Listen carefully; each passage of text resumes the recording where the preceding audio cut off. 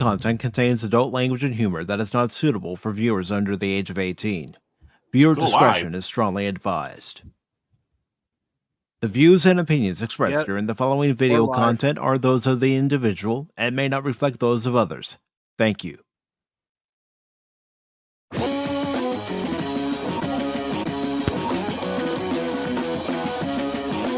Pop Talk is where it's at, baby.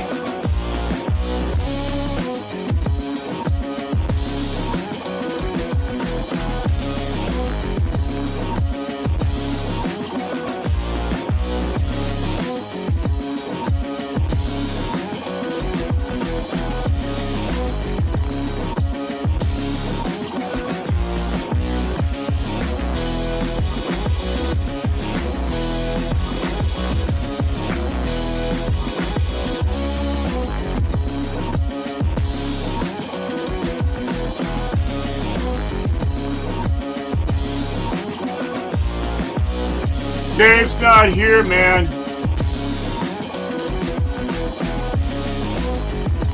Cash Money can put this change in my piggy bank any day. Brilliant guy. I'm out of there.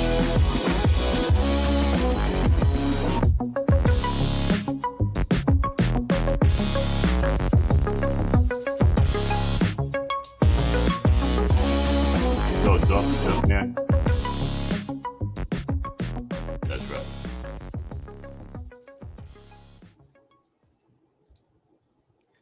Good morning, good afternoon, good evening, and welcome one and all to this edition of Pacific Forum 4 Pop Talk, coming to you live on the Pacific Forum 4 YouTube and Rumble channels, and also the Phantom Hooligans over on YouTube, along with Baron Orman Tag, Cash Money 007. I am your host, Mike, and tonight we have several topics that we are going to talk about. The primary ones are going to be, of course, the late, great James Earl Jones. And we're also going to talk about where we were on this day 23 years ago when the September 11th terrorist attacks occurred. And of course, we do have two articles that we are going to discuss during our time on YouTube and Rumble. And one of them is from CBR, and it says Horizon, an American saga, finds some solace in streaming amid uncertain future. And we have an article from Bounding in the Comics talking about Indiana Jones and the Great Circle, and the creative director is saying game makes sure to not encourage gunplay because it wouldn't be true to the character. What? Yeah, well, we'll get into that when we get to that article. But before we begin here, I do want to ask both you, Cash, and Baron, how you guys are doing today. Yeah, like I'm over here. I'm ready to blow this shit up. Like my pal, 24/7 Fusion Media. I'm going to be talking like this because, 24/7 Fusion Media reminded me how he talks, man, like James Earl Jones. So, but I'm not going to talk like that through the whole freaking thing because I'm not going to be able to. But I'm doing okay. Another beautiful day here in the land of Tag, I tell you. I mean, even though it's 84 degrees, it's a beautiful 84. The humidity's low, the breeze. I'm always talking about the weather because I'm a weather nut, and I like weather girls, by the way. That's the reason why. But everything's all peachy. Keen, I'm recovered from last night's bullshit session. You might want to sit back and say, and just angry in the way that we have yellow journalism, and I'm going to keep on saying, come on, fellow YouTubers. Let's not fall in the same trap. Let's stay out of that yellow journalism crap and get outside of our freaking bubble. That's all I got to say. I'm doing fantastic. Right, dogs? Oh, they're asleep. Right, cats? Oh, they're not here. Okay, just me. Me and you guys. How about you, Cash? How are you doing? I'm doing pretty good. I think something's going on with my Google. I'm going to have to reload. I'll be right back. Oh, my word. All right. His goggle? Like the browser. There. The browser didn't play the clip. Did it play the clip for you, Baron? What clip? I didn't see any clip come up. Okay. I saw no clip. Yeah, something's weird. All right, I'll be right back. Yeah. All right. Mm-hmm. While you do that, I will go Yes. ahead and say hello to the lovely Leia Rose, the princess of YouTube. President's- Good to see you, Leia. And the president sole member of the Phil McCracken fan club. And Cash is gone, so good. About time. And I also want to say hello to FKHC 2005, also known as Tim. Tim also says, off topic for this show, while I think Trump could have done better, he basically was in a damn if you do, damn if you don't type of situation. Nothing wrong with that, Well, Tim. Finally, he's gone. You joined us last night for the debate stream. You were in the chat. You heard what we heard. You saw what we saw, And I'm sorry, it's not because I'm a Trump simp or anything. It's analyzing the whole situation. And I think Trump won for many reasons. First of all, the first three things out of Kamala Harris's mouth were utter lies. The debate moderators let it go, but they're more than willing to go out there and fact check every little thing of Trump. And not only that, the moderators had to get involved in the debate, which is also another sign. You lost. If you can't fight your own fight in a debate, you're a loser. Within 5 minutes, Trump had won that debate. He stayed on everything. He was battling three people at one time, and he still came out ahead. Was it his best performance? No, I'm not saying that. But Kamala Harris, you're a coward. You're a freaking coward. Now go to Fox. Come on, you little coward. No, she won't do that. She's chicken. I'm not afraid to say this because it's what I said last night during the stream. What do you expect when you have a debate being run by a quote unquote and factual Mickey Mouse organization? You know, and that's the sad thing. There was a time when you would have a Mickey Mouse organization, and it was honorable and reputable. If Walt could come out of that oxygen cryo tank right now, he would be slaughtering people left and right at Disney because of what they turned his baby into. It'd be like the Godfather. Look what you did to my, it's like, look what you did to my boy. Right. I mean, if Walt was alive right now and saw what the hell they're doing, if Roy was alive, his brother, and saw what they were doing, it's like taking names, kicking ass. But no. Mickey Mouse, unfortunately, has become something else now. There was a time when this was an honorable company. It's not no more. Fuck you, Bob Iger. And, of course, fuck you, Mark Hamill. Just fuck you. And I want to say hello to Creepy Castlevania Crypt. Good to see you. And Creepy Castlevania Crypt says, I miss James Earl Jones. We're all going to miss him. 2 days and we're already missing him. Yep. And it's good Why to see not? Blazerhawk Darren. Says, hey there, everyone. Good to see you, brother. And, of course, Jason Fox of 540 Studio. He joined us on the panel last night during the debate. He spoke from his perspective as someone who lives in Norway and how the decisions that are made here by our politicians do affect Norway in some way, form, or fashion. Mm-hmm. And Tim says, if Roy Jr. was still alive, yeah. Yeah, I mean, part of, let's face it, a little bit of it was Roy Jr.'s fault because he allowed some of these people to get in there. I mean, I don't mean to be cruel, but he allowed some of them to get in there. But, I mean, they're so busy demonizing the name Walt Disney about how horrible of a human being he was, which is a lie. How racist he was, which is a lie. All across the board, of course, let's do it because no one's around that can either defend him or he can't defend himself because he's been gone for so long. So, yeah, I mean, it's typical coward work. Fucking cowards out there. That's all they are. Cowards. Yep. And, it's very interesting when you look at 23 years ago, and especially the days following what happened 23 years ago, how we were all banded together as brother and sister in the United States to where we are now and how divided we are now. Mm-hmm. It's a sad state of the country. Of course, before we get into that, we are going to go ahead and talk about the late, great James Earl Jones. And I just want to, I keep on forgetting his real name because my apologies. Tim. Okay, I can't remember. It's like Tim from Monty Python. We have to think Monty Python when I see you because Tim the Enchanter. But there are times when Mark Hamill can be a decent fellow, and I'm glad he did that. And I do want to let everybody know when we do start talking about 9/11, we are not talking about the conspiracy theories. We're to be talking about where we were when the events happened and how we've seen Hollywood change either for the better or for the worse since those attacks 23 years ago. Mhm. And I do want to welcome in Jet Sparks, who says, we've got worse news. Taylor Swift is officially endorsing Kamala. I know her Psycho Cut are gonna march, lockstep. Well, they already are. Yeah, Doesn't matter. They do at her concerts.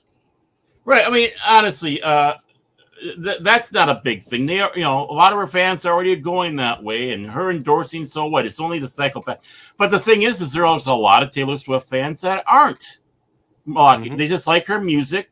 They don't, they don't like Kamala or Joe. They're right of center or whatever. And again, it comes down to this factor. You can endorse who you want. You can go out there, but you have to remember that maybe half of your fans don't agree with you politically. And honestly, when it comes around the actors and entertainers, who gives a frig about your endorsement? Honestly. I mean, we've got the perfect clips to play, Baron. I mean, I know we do. I was going to let you. I'll give you the honor. Usually, I had it with you. How many of you think the opinions of actors should be valued as much as, well, say, doctors, engineers, or a courageous congressman? Right here. Yeah, right on. Well, you're wrong. Actors are self-centered punks. I mean, if anybody's surprised that she endorsed, come on, get your head out of the sand because. I mean, she was Swifty for Biden. She was Swifty, Swifty for all these left-wing things. There's a reason why she left the country music scene. She realized that that she was in quote-unquote hostile territory, which she really wasn't. People appreciate the artists for who they are. Mm-hmm. But the thing is, she felt uncomfortable enough, and she had to go to the old pop thing and whine about every boy that she banged and kicked to the curb and then say it was their fault. I mean, honestly. And I do want to say hello to the Padawannabe. It's good to see you, brother. Oh, great. He's here. Yes. Okay. And Tim says, I lived under an airport flight path, so it was weird not hearing planes for a week. Mm-hmm. Except military planes. Yeah. And Bill McCracken says, hi, Mike. I see you're flying with one of the pair of nuts. I hope you have a good stream and don't let Baron run wild. He gets that way without Cash. No, Cash is coming back. We kicked him out, though. He's on a timeout. He's on a timeout right now. He had to reset his computer. Yeah. Well, I had an update. And it was, I saw the little thing saying update. So I was hoping last night they wouldn't mess around with me too much. So last night I just did the restart and all that. Maybe Cash had the same thing. Maybe he had an update that he had to take care of. Maybe. I know I had a few updates this morning. So yeah, I did mine last night. Do it. I was lucky enough to catch it last night. I saw the little thing there. You go, oh, great. Now, it's like, okay, well, I'm going to hopefully hope that this stream is over with and then I can do it when I go to bed. And it worked out. And Tim does mention, sadly, kids today want to be popular with their peers. So if they don't like Kamala, they are shunned by peers. That's true. Except they start finding new groups of peers. I mean, honestly. Or they just keep their mouth shut. I mean, they still, again, just like people in Hollywood, just like this gentleman right here. A lot of people don't realize that James Earl Jones was right of center. He was actually a Republican, and he was also a member of the NRA. But did you hear any of that stuff? No. Why? No. Well, it's like, first of all, what does it matter? That's my personal life. It's, what does it have to do with being an actor or being who I am? I'm not on any crusade. And that's what a lot of people are. It's just the fact that if you're not siding with one side, you just keep your mouth, sometimes you just keep your mouth shut and just say, "I'll just be quiet. That way I'm not going to have any waves." I know I've done that many times because, again, you pick your fights. It ain't worth it, especially when you know you have people to choose your battles. Right. Especially when you know that it's like you're dealing with the pigeon playing chess, and all they're going to do is knock the pieces over shit on the board, fly off, and claim victory. So it's called, save your breath for when it's important. That's why I save my breath for Pop Talk with Mike and Pacific 414. That's why. See, notice that plug I did there? And Cash did send a message. He's rebooting his computer. His net's giving him some issues. So yeah, we ain't gonna see him again.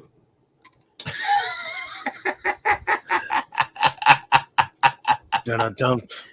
Yeah, he's taking the time to go down to Whole Food to get that tofu and kale to make his specialty, and the teriyaki sauce, vegan teriyaki sauce. Oh yeah, gotta love that stuff, don't you?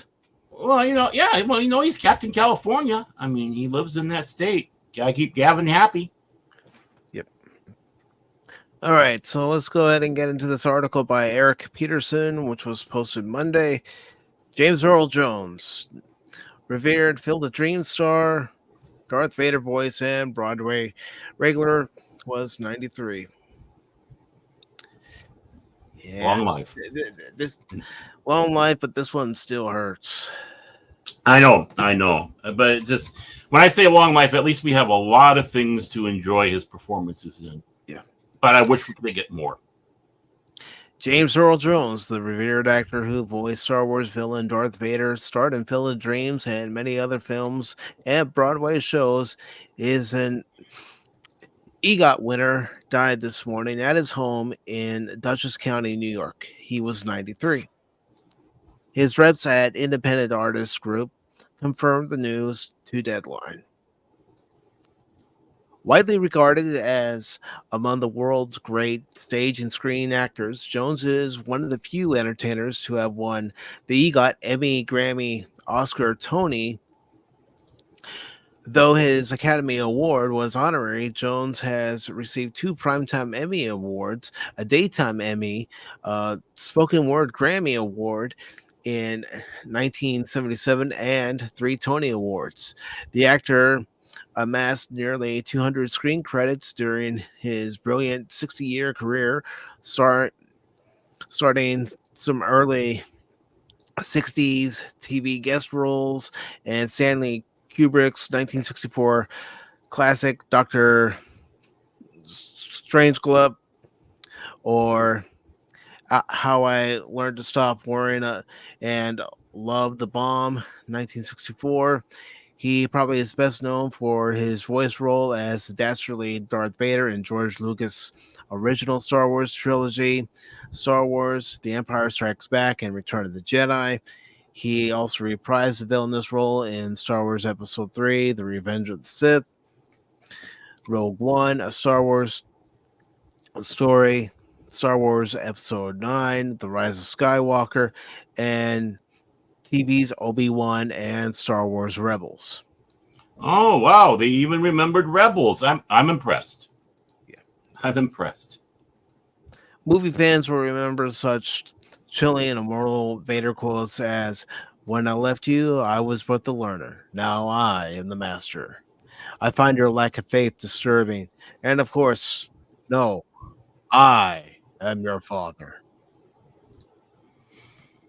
Also among Jones' best loved roles is Terrence Mann, the reclusive 1960s author who reluctantly teams with Kevin Costner's Ray Kinsella to unlock the latter's visions of baseball lore in Field of Dreams. Great movie.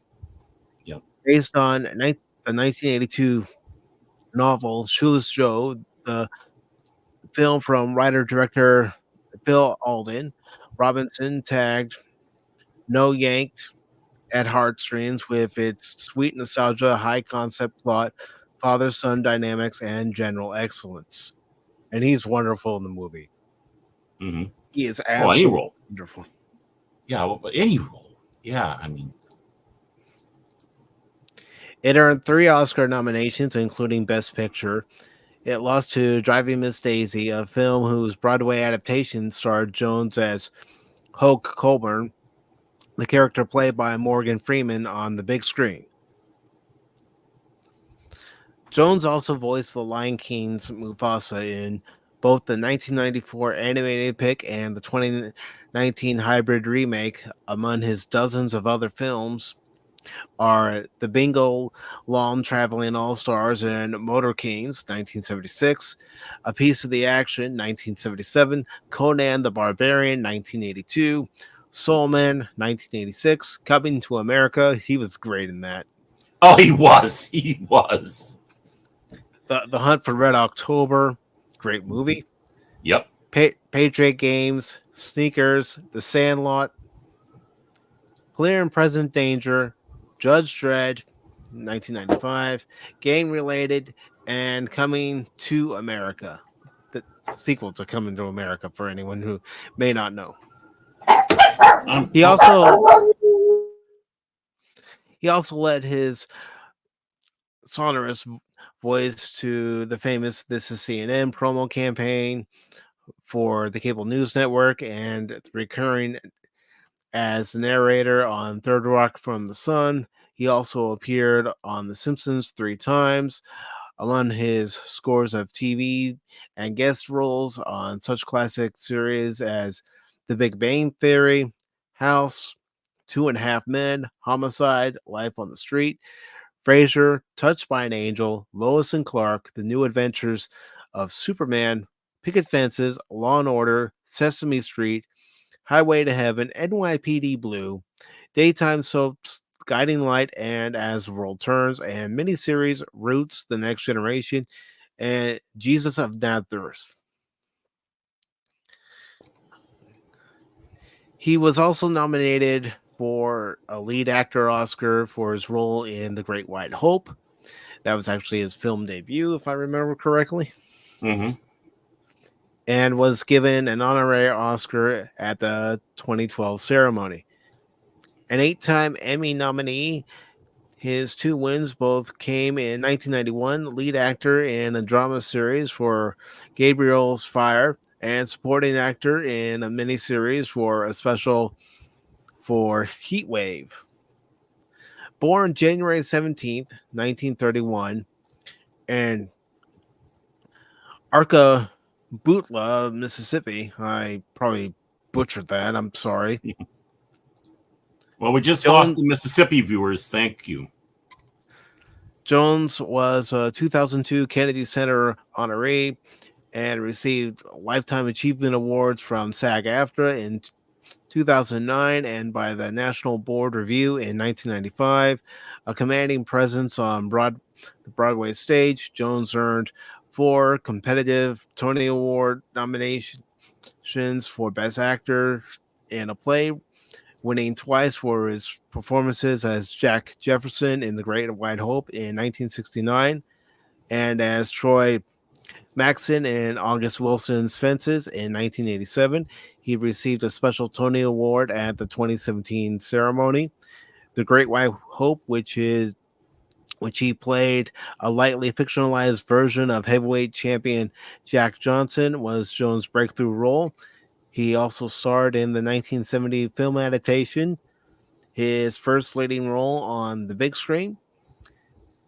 He appeared in nearly 24 Broadway shows, from his first starring role in Sunrise at Campobello in 1958, and most recently in The June Game 2017.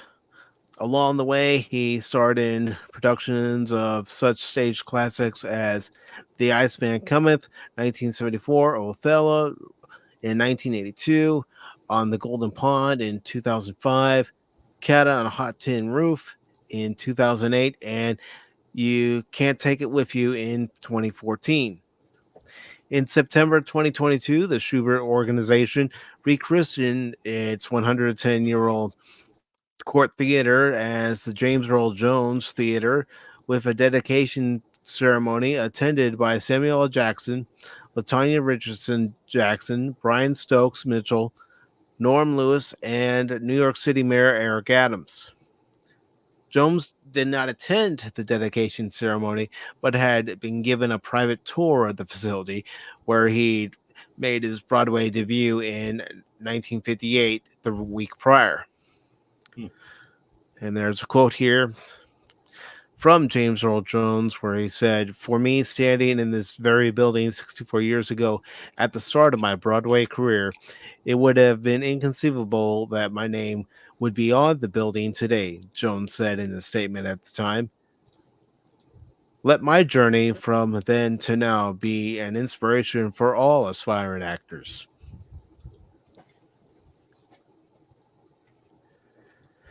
But and listen to what he said. I said all. I mean, it's this was a wonderful man. A stutterer.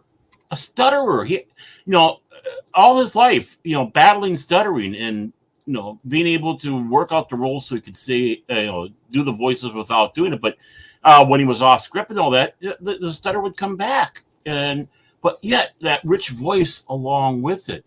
And who would love to have seen him playing Othello? With that rich voice of his on there. Oh my word, that would be. Oh, I hope. I don't know. I hope that was recorded. I hope there's a recording somewhere of that because, that would be wonderful to listen to. Oh, and watch. Yeah, I mean, him out there doing Shakespeare like that, and really, honestly. People sit back and say, well, who you want to have narrate your life? No offense to Morgan Freeman, but a lot of people go for Morgan Freeman. But I always wanted to have James Earl Jones do it. Just that voice narrating and just to hear him sit back and say, but alas, only one outcome. It's like there can be one outcome. But one of the things, and I've always said, people look at me odd, but I always sit back and say people don't realize how humorous Darth Vader was. And you said some of the most important lines. Your apologies accepted, Captain Nita. And the reason why is how he delivered those lines. Oh, dog.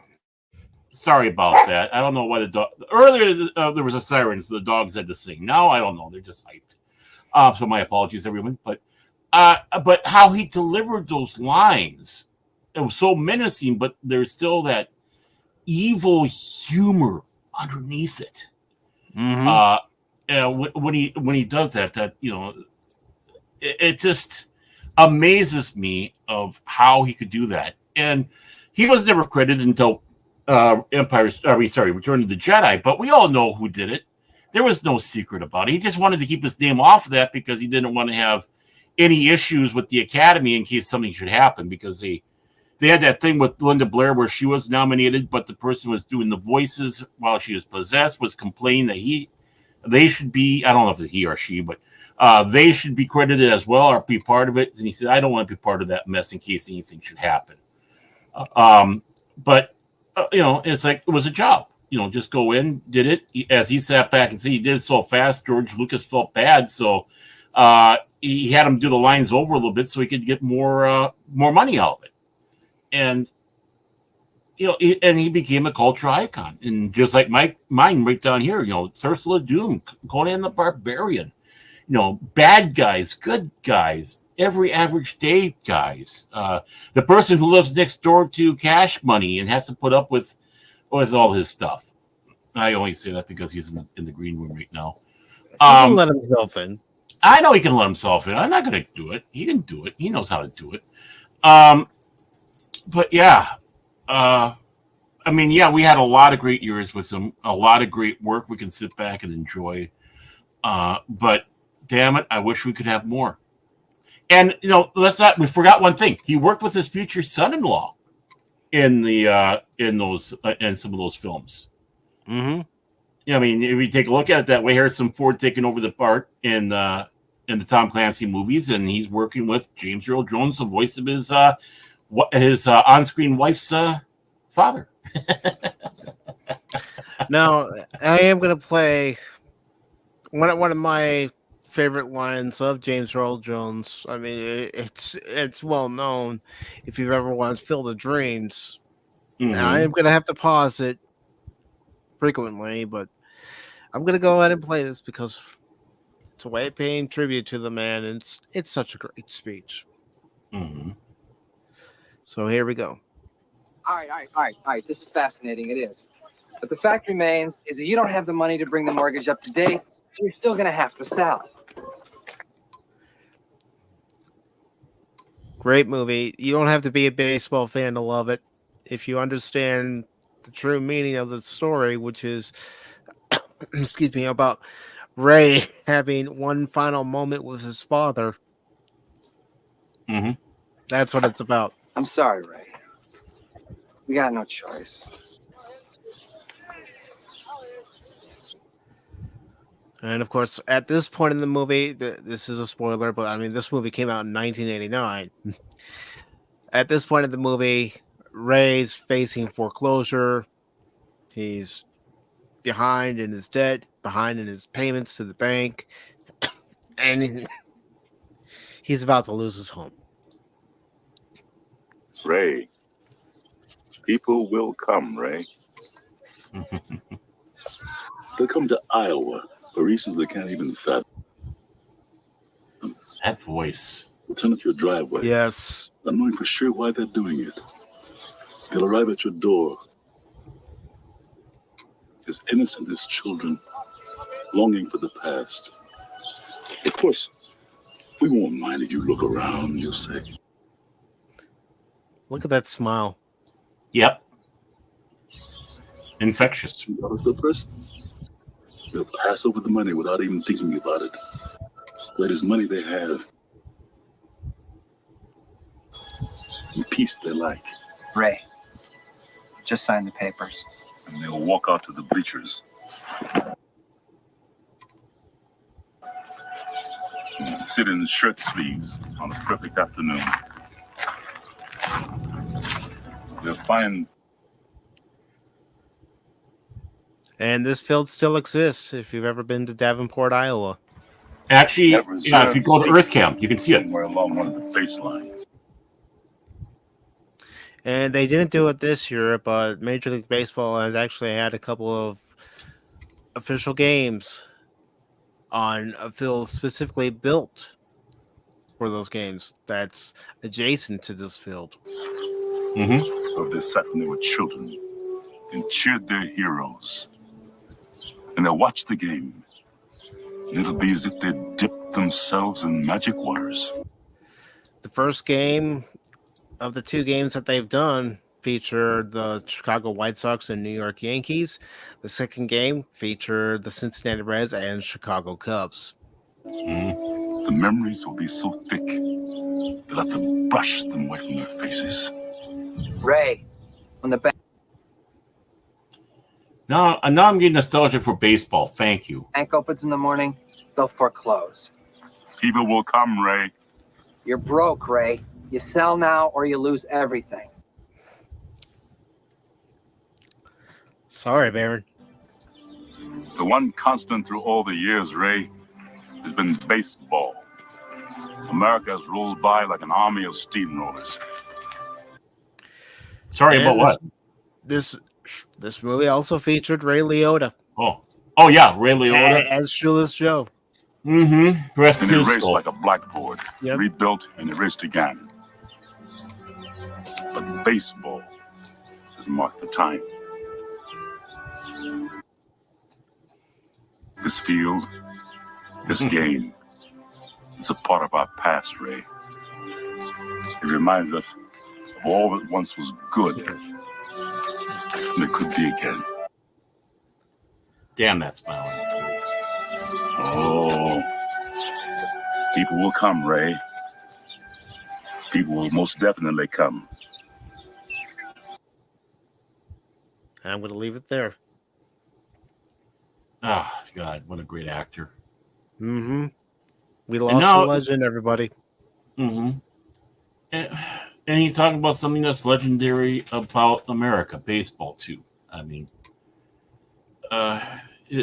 baseball, hot dogs, and James Earl Jones. That's America, man.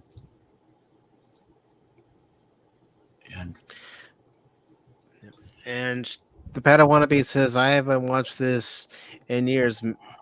Maybe it's time to revisit it. Were the baseball players on the field real, or were they ghosts like his father? They were ghosts, but they were ghosts of real, actual players. Mm-hmm.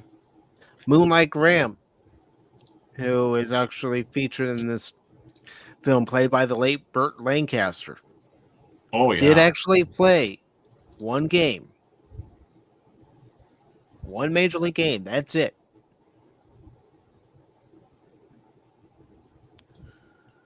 But yes. A legend. He's a legend. Mm-hmm. Can you guys hear me okay? Yes, we can hear you. Did you hear something? No. If you build it, they will come. Yep. It just... I don't know what's with them. They're frisky today. Of course, they have to get frisky whenever there's a show. I mean, I don't know why at this time of day they get frisky. Oh, they get fired up. We all get fired up. I know. I got fired up last night during the debate. I'm not gonna lie. Well, we all did. Yeah. Yeah. There's something about. Oh, you know what? That's the one thing though. One regret I have is that David Prowse and James Earl Jones never met. Mm-hmm. And the one thing I have to sit back and thank Big Bang Theory for is that it was that show that him and Carrie Fisher finally met. They did, which is crazy that they never did before. I know. And it's just... it's just amazing. It's not funny, James. Yes, it is. Yeah, and that is a great episode. Absolutely hysterical. You can see the impishness. This guy, you look at his eyes. Look how he plays this role. He has life. Yeah, there was a certain amount of impishness to this gentleman, and it's like this is life. I'm enjoying life. The infectious smile that he has. You never heard him going out there doing a woe is me. I mean, he explains things about his, obviously his stuttering and stuff like that because it's a part of his life. Mm-hmm. But, I mean, did it hold him back? No. He became a prolific actor. In fact, maybe the stuttering helped him because it helped him focus on the role and the words more. Mm-hmm. And got him into what he's supposed to be doing even more. And already having a talent already there and then fighting that and getting that talent even higher. It's like, no, we didn't need to lose him. No, we didn't need to lose him. Not now. I know he was 93 years old, but honestly. I know. It felt like he was going to at least live to 100. I don't know. That's just how I felt when... Yeah, it sucks. He was going to be with us forever. You know what I always wanted? I always wanted him to make an appearance on Star Trek. I didn't care which one of the series. I wanted him to make an appearance on Star Trek. Mm-hmm. Could you imagine him as the Klingon ambassador? Nothing against John Schuck. That's what I was thinking. James Earl Jones as the Chancellor instead of Robert O'Reilly as Gowron, James Earl Jones as the Chancellor. Mm-hmm. Could you imagine? But I mean, Star Trek 4 up there in doing that speech in Star Trek 4 as the ambassador with that voice. We demand the extradition of Kirk. We demand justice. Can you imagine that booming he would have had with that? Mm-hmm. It would just send shivers down your spine. I mean, John Schuck did a great job. Don't get me wrong. Yeah, but, he did. Oh. And if you haven't seen Coming to America, for whatever reason, please do yourself a favor and watch that movie. Yes. Yeah. Please. Yeah, he was. Don't worry great. about the sequel. Just watch the original. Mhm. Yes. Oh, that movie was. And DJ is mentioning New York telephone ads. Yeah. Mm-hmm. Oh, that's right. He was also on Third Rock from the Sun. He did 19 episodes. Wow. Okay. Mm-hmm. Picket And Fences. He That's another has good show. he was a has guest a on. resume that Oh yeah, many would be insane. jealous of. Yes. Oh. He also popped up on Sesame Street in 1993. That's awesome. Well, of course. I mean, yeah. I mean, talk about a man who has his ego in check. Oh yeah. I mean. Oh yeah, that's right. He was quite good in Patriot games as well. But go ahead. Oh yeah. Oh yeah. We mentioned that too about how he worked with his future son-in-law in that film. He had a really good guest star appearance, of course, on Frasier as the older patient in the hospital. Yeah.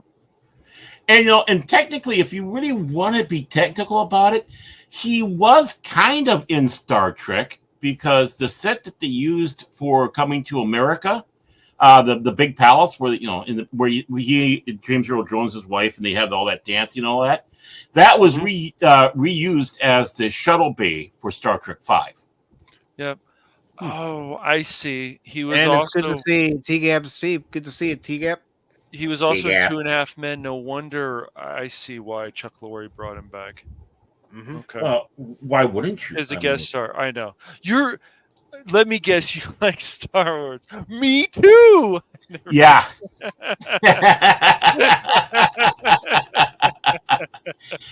The impishness of it too. I mean, oh my word! Wouldn't you just love to have sat with them for an evening, like dinner and afterwards? Pick his brain, absolutely, for like an hour. That'd be amazing. Have a wonderful conversation with him. Yes. Do it the old classic way where you had the meal and then you adjourned and you're sitting in the leather wingback chairs and just talking about everything and anything. And surprising enough, again, just like with William Shatner, if I had a chance to talk with them, the word Star Trek would hardly come out of my mouth. It'd be other things. The same thing with James Earl Jones. I would hardly say anything about Star Wars and talk about these other things, like Mufasa. The economy going and doing like Conan the Barbarian, like he was doing with that, the great job, and of course Field of Dreams, and all the way back to The Great White Hope, doing Othello. Why haven't you tried to get this into a movie with you as a star in it? That'd be great. I'd watch it probably 15, 20, who knows how many times. But just to hear you play the role of Othello, what did you wish you could have done, or which project you wish could have come to fruition that never did? Even come down to the point, which one did you regret the most, and which one was the most satisfying? I mean, just all across the board, and just even growing up, what was your life, especially as a stutterer, and it's just outside of just Hollywood, just the life he lived, and to get his wisdom, because look at him, this guy was a wise man. Not a wiseacre, a wise man. And just to get the James Earl Jones wisdom. Yes. And folks, if you haven't done so already, please feel free to hit that like button. I did. I always do. Because, I'm self-centered that way. Because I know I'm on the show. I do it for me. It's like, yeah, I'm going to hit that like. You got that Baron guy on there. He's the best. The GOAT.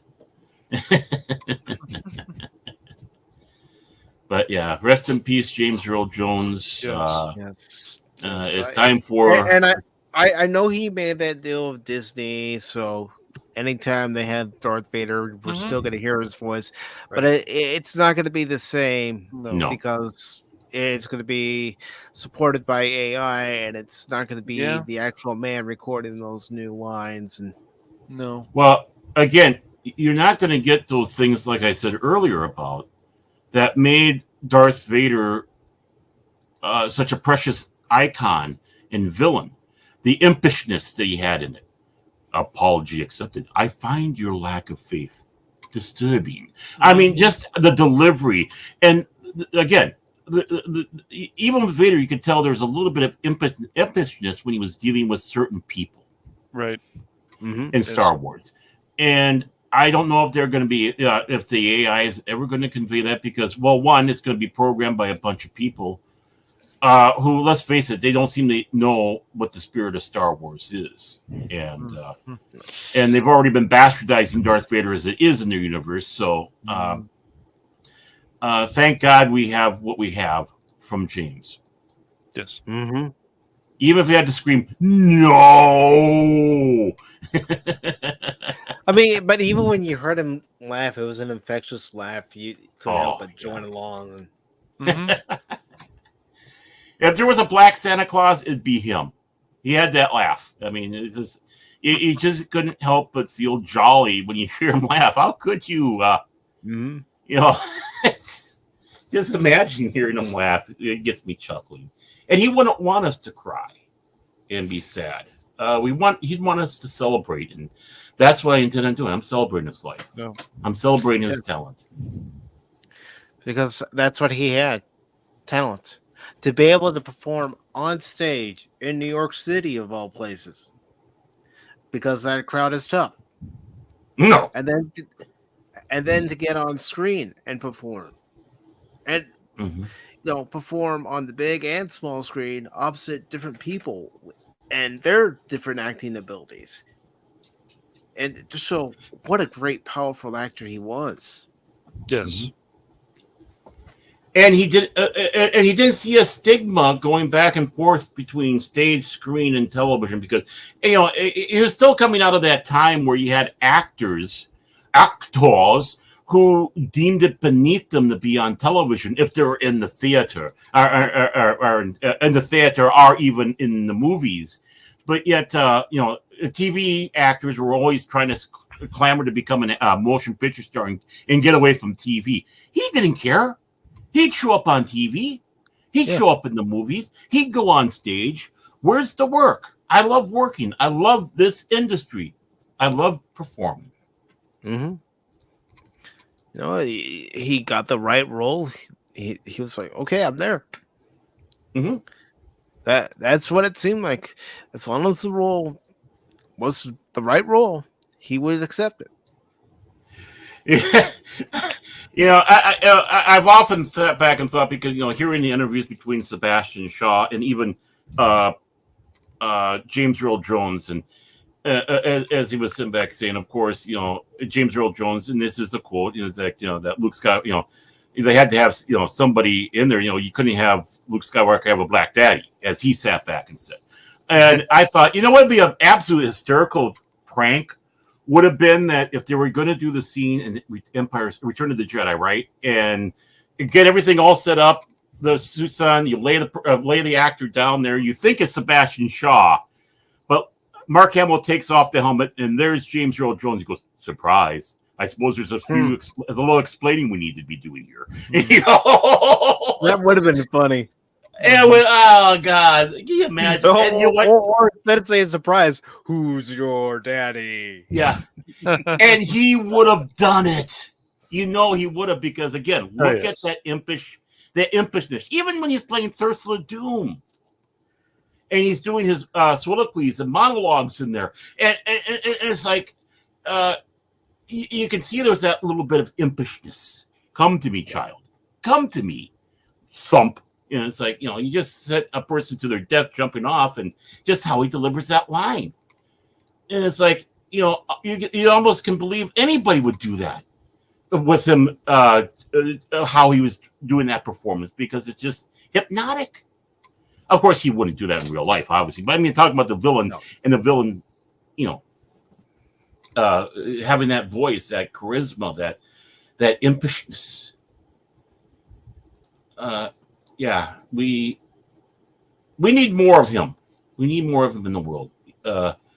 You never heard him going out there saying a bad thing about anybody. You never heard him attacking fans. You never heard him being spiteful. Every time his PR department pointed out. Excuse me. Sorry about that, folks. But no problem. 1 second. Allergies are fun. We honestly. Yeah. I'm I mean, so fighting those not things. only. I mean, this guy didn't Allergies make and his, getting over the flu. Yeah. didn't make Mhm. his as he still made an impact. I mean, I saw recently also we lost the voice of Splinter from the original Turtles. Well, I mean, that man made an impact Peter too. Renaday? Mm-hmm. Yep. I didn't hear about that. Mm-hmm. I didn't either. Yeah, he was 89 years old. I think that's Wow. who it was. Let me check. Yeah. But that's the thing too. He didn't use being a black man as a crutch or No, he whine didn't. about it. I mean, he might have talked about experiences, but that's life. But not using it as a crutch or whining or bemoaning or such. He wasn't even necessarily bemoaning his stutter. I think he realized that problem he had was also a gift to help him fight harder to be who he was and do what he was able to do. Yeah, September 8th, Mike. Yeah. Wow. Mm-hmm. Well, we got to talk about it. Definitely. I mean, he voiced an iconic character in Splinter, but he was also, and I'm only bringing this up because next week is the Transformers stream. He was also a part of that franchise. And so many others. Yep. I see he did a voice for Metal Gear Solid 2, Sons of Liberty. He was involved with Assassin's Creed. He did the Chronicles of Riddick voiceover. Your Highness. Oh, I remember that movie. Oh boy, that's all right. I need to see that. I haven't seen it, but I need to see it. Did some. Wow, he did. My goodness, he did Batman: The Brave and the Bold. He was Abraham Lincoln, the announcer, and Uncle Sam. Wow. So yeah, he did stuff for Dragon Age Origins. Wow, this guy made quite an impact in voice acting. Okay. Yeah, if you do it good, you do it. Yep, but, that's right. There he is. But last thing, R.I.P. Yes. And I'm not going to go out and I'm going to try to be uplifted by your life, James Earl Jones, and I'm going to remember the good stuff because that's what you do when any actor or actress passes away. Remember the good performances they had, whether it was in TV, whether it was in movies, whether they did TV, movie, and performed on stage. Right. Yeah. We just keep losing legends lately, man. It's just this year has been just rough. What a time not to have something to have a drink. I had toasted drink to him. Have a little spirit and give a toast to absent friends. And you know what? In a way, I consider them a friend. A friend, not somebody I didn't know, but I mean, you knew what you were going to get with them. Yeah, last week losing James Darren. Yes. So we have this article from BBC. It was posted 12 hours ago. Can I say one thing before we go on? Fuck you, 2024. Just fuck you. Okay, back to you, Mike. Yeah, all right. That's a fair point. This is posted 12 hours ago on BBC's site. It's by Rebecca Swash. And it says voice actor Peter Renaday, best known for his role in the original Teenage Mutant Ninja Turtles series, has died at age 89. He was the voice of Master Splinter in the original popular animated show broadcast in the 1980s and 90s. Friend and co-star Townsend Coleman, who voiced Michelangelo in the series, announced Renaday's death on social media, commenting, "I will miss him dearly." It's reported Renaday died at his home in Burbank, California on Sunday of suspected natural causes. Born in Louisiana in 1935, Renaday had a hugely successful career that spanned more than 6 decades, playing roles in nearly 200 films and TV shows. He voiced characters in Disney animated films in the 1970s and 1980s, including The Aristocrats, The Rescuers, The Black Cauldron. His TV credits include Scooby-Doo and Scrappy-Doo, Alvin and the Chipmunks, The Transformers, The Real Ghostbusters, and Batman the Animated Series. He was also known for voicing the animatronic Abraham Lincoln at Walt Disney World's Hall of Presidents. Renaday voiced Splinter in Teenage Mutant Ninja Turtles from 1987 to 1996. And let me just make sure I didn't skip it. Okay. Coleman, his Ninja Turtles co-star, described Renegade as a Disney legend in a post on X. The 70-year-old called Renegade one of the most genuine, salt-of-the-earth people I have ever known, saying he had the privilege of visiting him a month ago and he was as vibrant as ever. Fans have also been paying tribute to him on social media. One posted, "I will always remember you for bringing Splinter to life." Los Angeles website TMZ reported Renegade was found unresponsive after police were called to his home for a welfare check.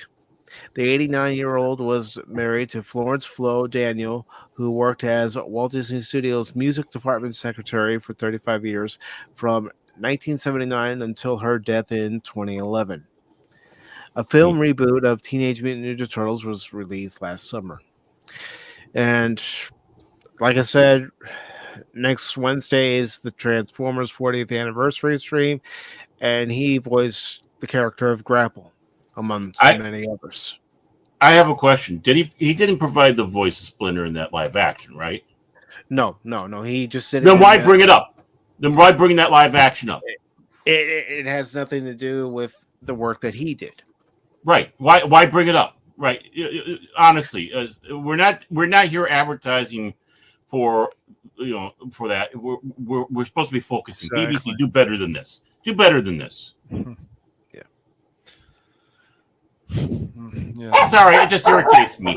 No, it's just there's obviously some kind of advertisement bullshit going on.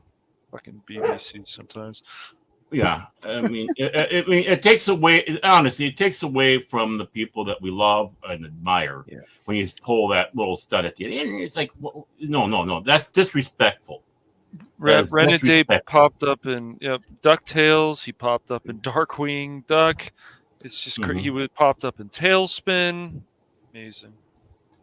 Yeah, he seemed to be a Disney guy, but then again, his wife was with Disney, so why not? You know, back when Disney was good.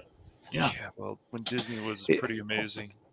He was a good voice actor, and the thing is, as I got older, I wanted to, find out what other works that the many voice actors that you would see at the end credits of different animated shows, what other works they did. Because I was curious. I was curious to know what Peter Cullen did besides Transformers. Same with Frank Welker. Same with Casey Kasem, knowing that he was the voice of Shaggy in Scooby-Doo. Popped up in G.I. Joe. There were 3 different characters who played in the Transformers series from 85 to 86. And we have a long-distance dedication from Phil McCracken to Cash Money.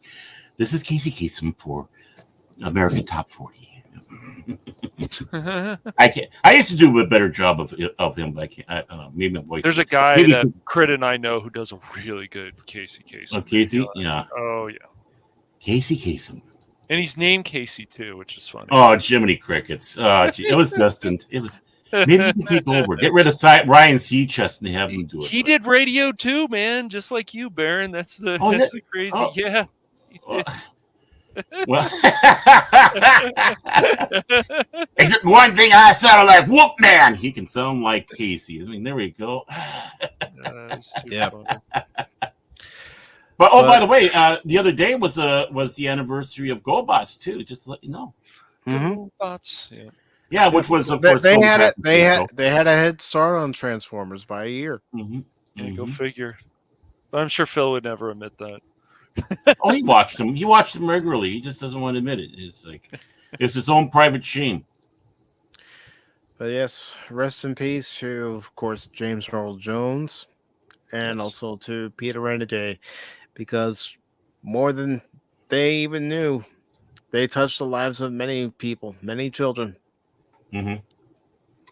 Many of us who are here on this panel by voicing different characters or being a part of different movies. The thing is I have a sneaky feeling they knew because they could see how the characters are so loved. And that's all that really mattered to them. Is Mhm. that that how many years later people are still watching this, still remembering it, talking about it. In some ways, even though you might not know their names or know their faces, they're immortal. Yeah, because Be- because of us. because here's the thing: you can watch one animated series and watch another animated series, and they may use the same voice for one character on one show, just like they did on another show, because it worked for that character. Right. Yep. Or you might be watching one show and then watching the other one. The same guy is voicing in both of them, but the voice is different. You don't realize it's the same guy. Yep. Our girl, for that matter. Yep, because there are very many talented voice actors and actresses out there. Yeah, like Linda Gary, who unfortunately is not with us any longer, but who did Tara Strong, she comes to mind. Mm-hmm. Oh, and we can't forget the late, great, wonderful June Foray. Mm-hmm. Tess McNeil, who voiced Dot on Animaniacs, along with Babs Bunny and several other characters. And oh yeah, we'll take a look at her resume and list. It's like, okay, we don't have enough time. Yeah. And that's just it. I mean, they're immortal because we're not guaranteed tomorrow. Right. But as long as you remember them, they're immortal. Yeah. They're immortal. Exactly. All right. So let's go ahead and shift gears to one of our stories for tonight before we, of course, talk about 9/11. And that is this story from Bounty in the Comics. No, I looked at the headline and I thought to myself, what? Excuse me? Tell me you haven't watched any of the Indiana Jones films, especially the first three, without telling me you haven't watched an Indiana Jones film. Right. And I'll just bite my tongue a little bit about it until we get further along in here, because I haven't read the story, obviously. So I'm going into this blind, as always, because I like to be, what would you say? Everything natural, real, not prepared. I didn't even know this was a story, to be honest with you. Jiminy freaking crickets. I read a lot of it a few days ago. I was like, what is well, this? see, you cheated. I did. I cheated. Cheater. Cash is the guy that will cheat on a test. No, I won't. No. But we Joe. did. What do you mean? We did have in our speech class, the professor left the room, and it's like, people are going to cheat, right? No, okay. It was the weirdest thing. It's like, what do you think happened? You cheated. Yeah, people cheated. Yeah. I mean, of course. It's so natural, stupid, man. Yeah. And Cash was the one that lit it. I know it. I Follow me, boys. Over the wall. Yeah, over the wall, right? Yeah. No, I don't understand a lot of people though, like who are in entertainment now. They go, "Oh, well, this." It's like, no, that's not.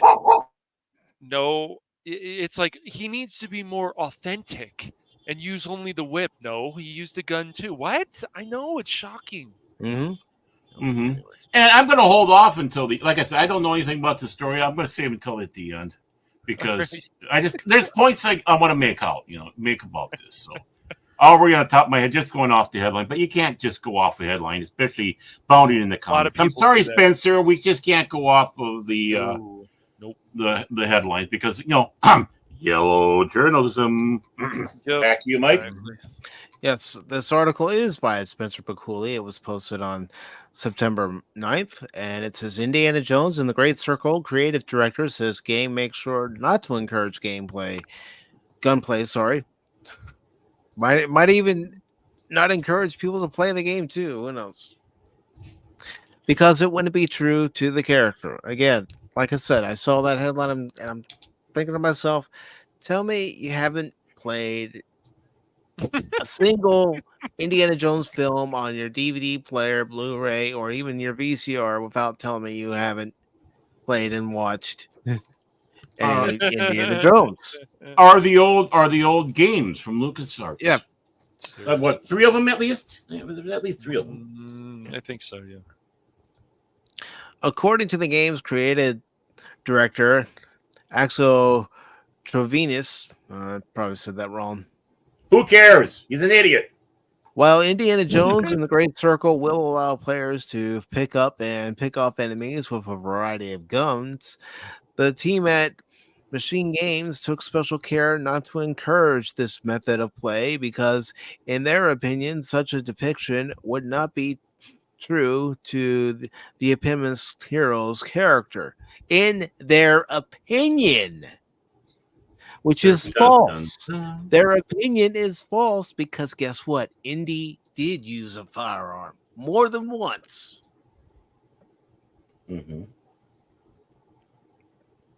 Chauvinus, whose ongoing tenure with the said developer has seen him previously serve as the art director on all of their Wolfenstein entries, The New Order, The Old Blood, The New Colossus, Cyberpilot, and Youngblood, revealed this detail regarding Dr. Jones' upcoming adventure during a recent interview with Edge Magazine's Jesse Vitelli.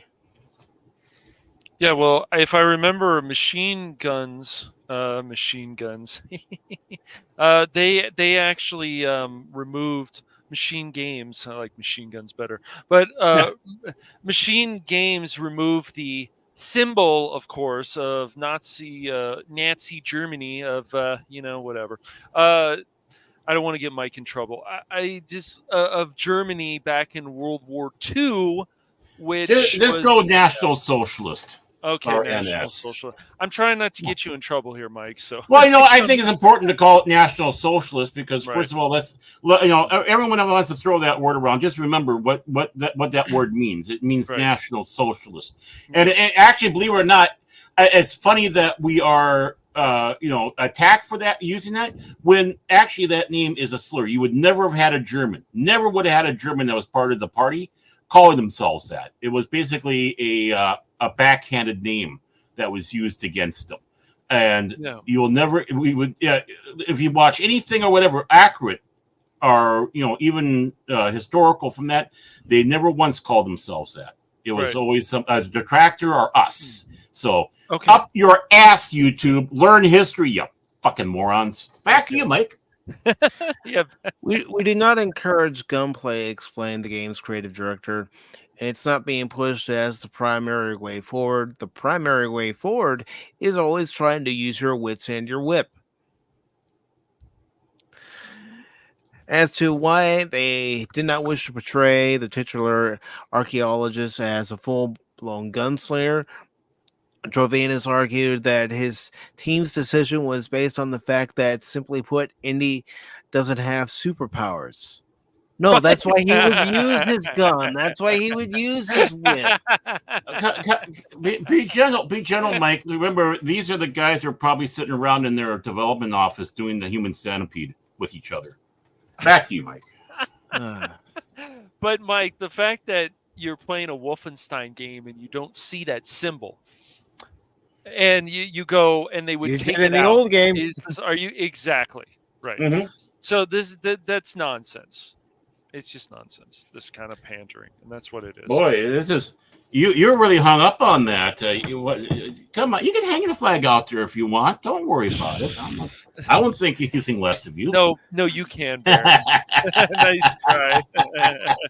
But no, if we're going to be accurate to history, we don't change these things. Oh, excuse me. I know. Hurtful. What? I know. What? Man. Come on, man. What? Yeah, actually, I do need a sneaker. Wait a moment. What I do? What?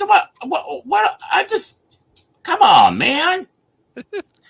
I don't think I'm that bad. Am I that bad, Mike? Anyways, back to you, Mike. Back to you, Mike. I do need a Snickers. Sometimes all three of us need a Snickers. I'm just going to come out and say it. Oh, that's true. That's especially after last night. I just can't believe that here we go again with this stuff, and that's why I say we have Game Pass as an option. That's the only way I'm going to play this game. That's me too. Go ahead, Mike. I passed this back to Mike I don't know how many times. Let him talk! You first, Baron. Very often you can tell that it's not easy for him to be in a fight. Oh, wait, you guys haven't watched an Indiana Jones movie. When I Indy saw had to some fight, clips. he got in the Yeah. fight. Yeah, you know what? Yeah, they did see one. It was called Dial of Destiny. And they probably also, the earliest one they probably saw was Crystal Skull. I mean, there they go. They saw 2 Indiana Jones films. Back to you, Mike.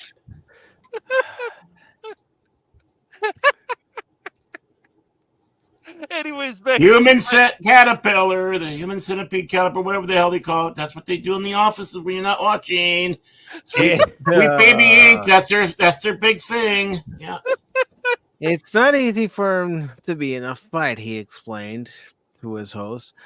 At the end of the day, he's a teacher and a somewhat clumsy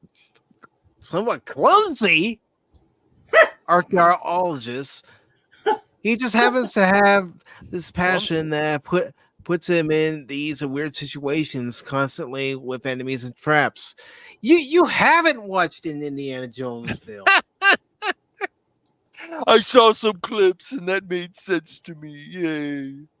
You know, he had this big ball chasing him. Oh, you mean that boulder near the beginning of Raiders of the Lost Ark? Oh my gosh.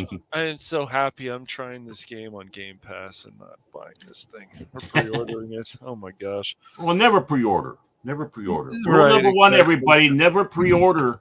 And if you do and it turns out to be sucky and they won't let you get your money back, don't come crying to us. We don't care. We warned you. Back to you, Mike. It wouldn't be true to character to have him constantly shooting camps for all enemies constantly, and the team at Machine Games wants to emphasize the danger level. Trevenus continued, we've been trying to capture that sense that if you need to engage in combat, it's very dangerous to be shot at. No shit. It's Wow. also very dangerous to shoot at enemies because they will have an alarm system and reinforcements coming in. Wow. What the hell you say? They must have played the original Castle Wolfenstein on Apple IIe, where if you were too loud trying to sneak out of the castle, Yes. an alarm would go off. Jiminy That's right. freaking crickets. Back to you, Mike. Jumping off of his colleague's notes, game director Jörg Gustafsson. Hey, I'm going to go out and jerk Mustafa. I'm jerking Mustafa. Hey, can we have a jerk Mustafa, please? Can someone please jerk Mustafa? I got a jerk Gustafsson. I am calling the bar right now and doing that. I need a jerk Mustafa, please.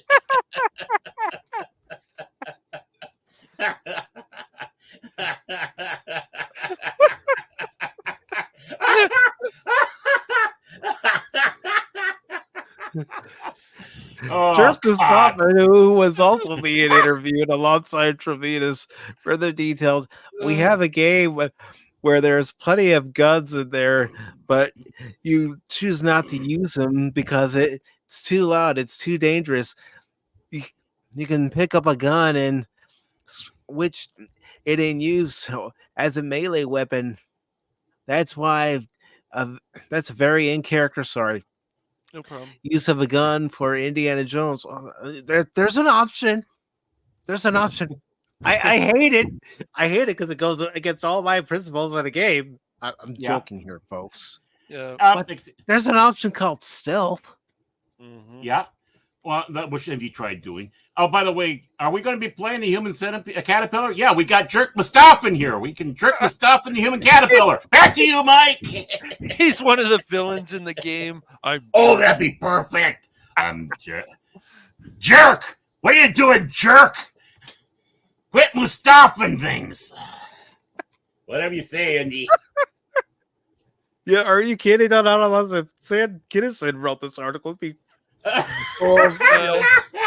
Damn shit, fuck. Say it!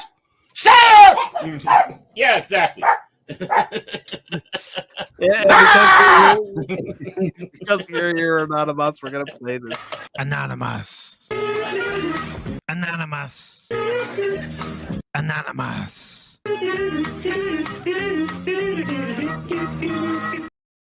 It's like that. It's like this name can't be real, Barrett. It can't be real, and it is. Yeah, it's like if I was Jerk Mustafa, I'd just walk in my folks and slap him in the face. What the fuck were you doing?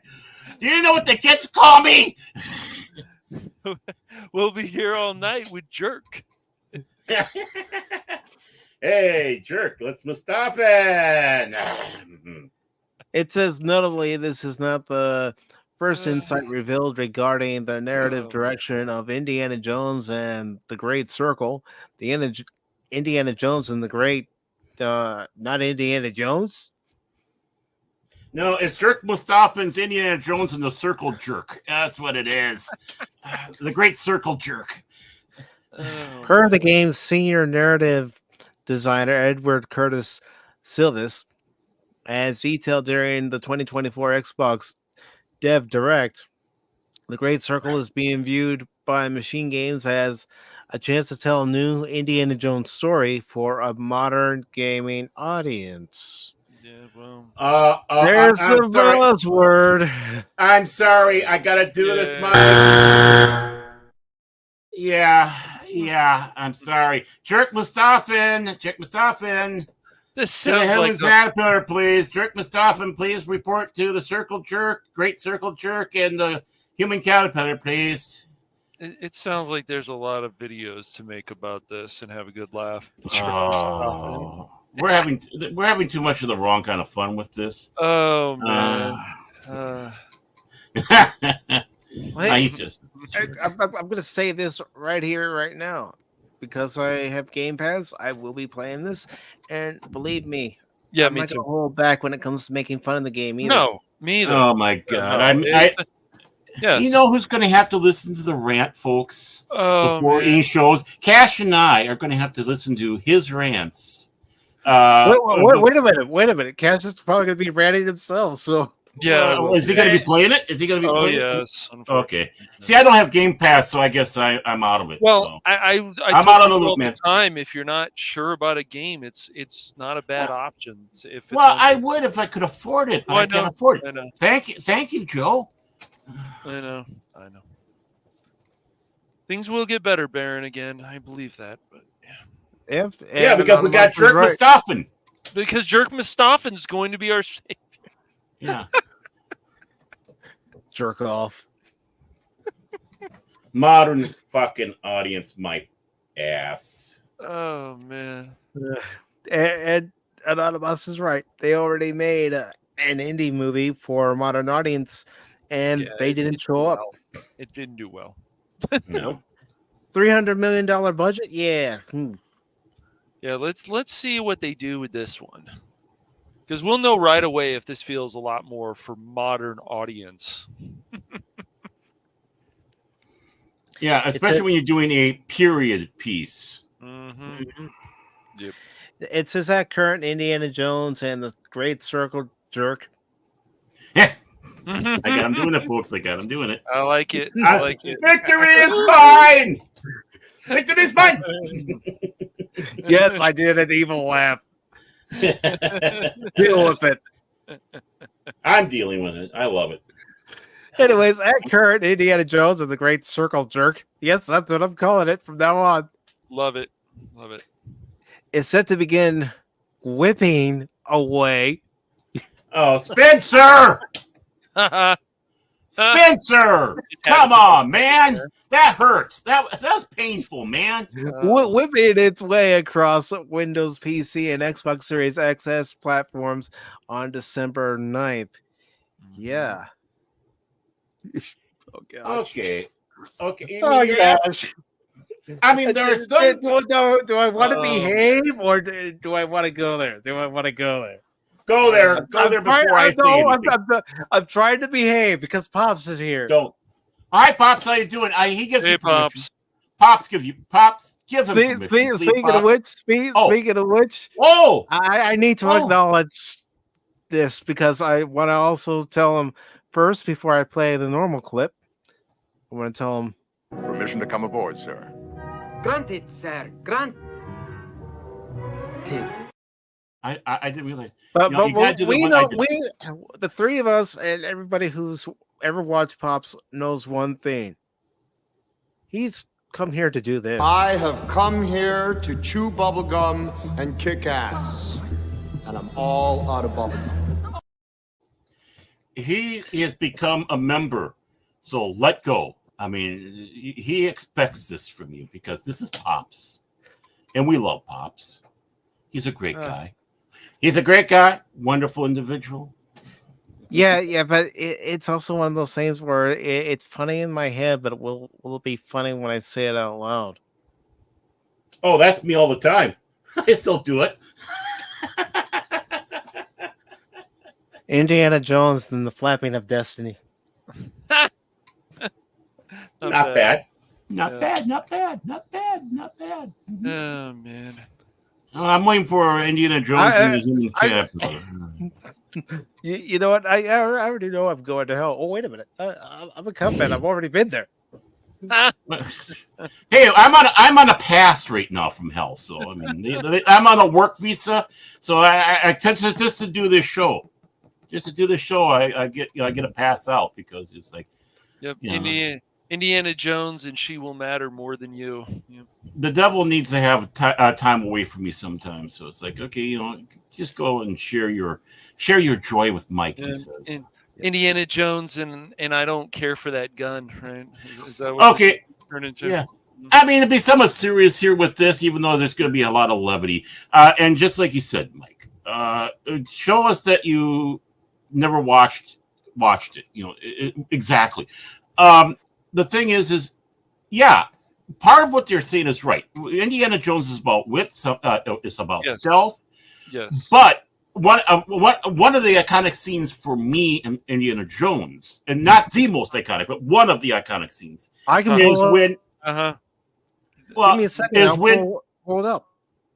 Well, no, you don't even know which one I'm talking about. I have an idea what you might... No, it's when I got Indiana a good feeling. Jones. Well, no, when Indiana Jones is done talking with everybody and he's trying to convince them to go after the Ark of the Covenant, and he's at home packing, and and of course Brody with his boss comes by and says everything's right, and what does he do? He takes the pistol, he tosses it into the suitcase.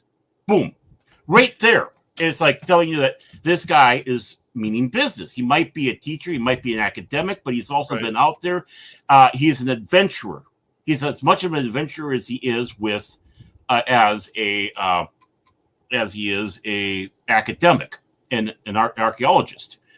Of course, we all know what the most iconic scene of that movie is, which came about because of bad situation called Montezuma's Revenge, and which was supposed to be this big, huge, fancy fight. But if you got it, show it.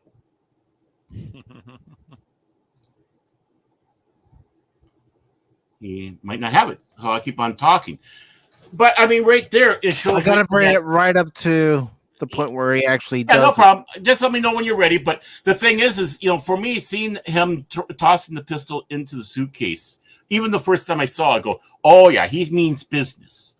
He ain't going to be effing around. And yeah, there seems to be a little stumbling that old Henry Jones Jr. does now and then. A little bit. We even saw that in Last Crusade and some. Yeah, right.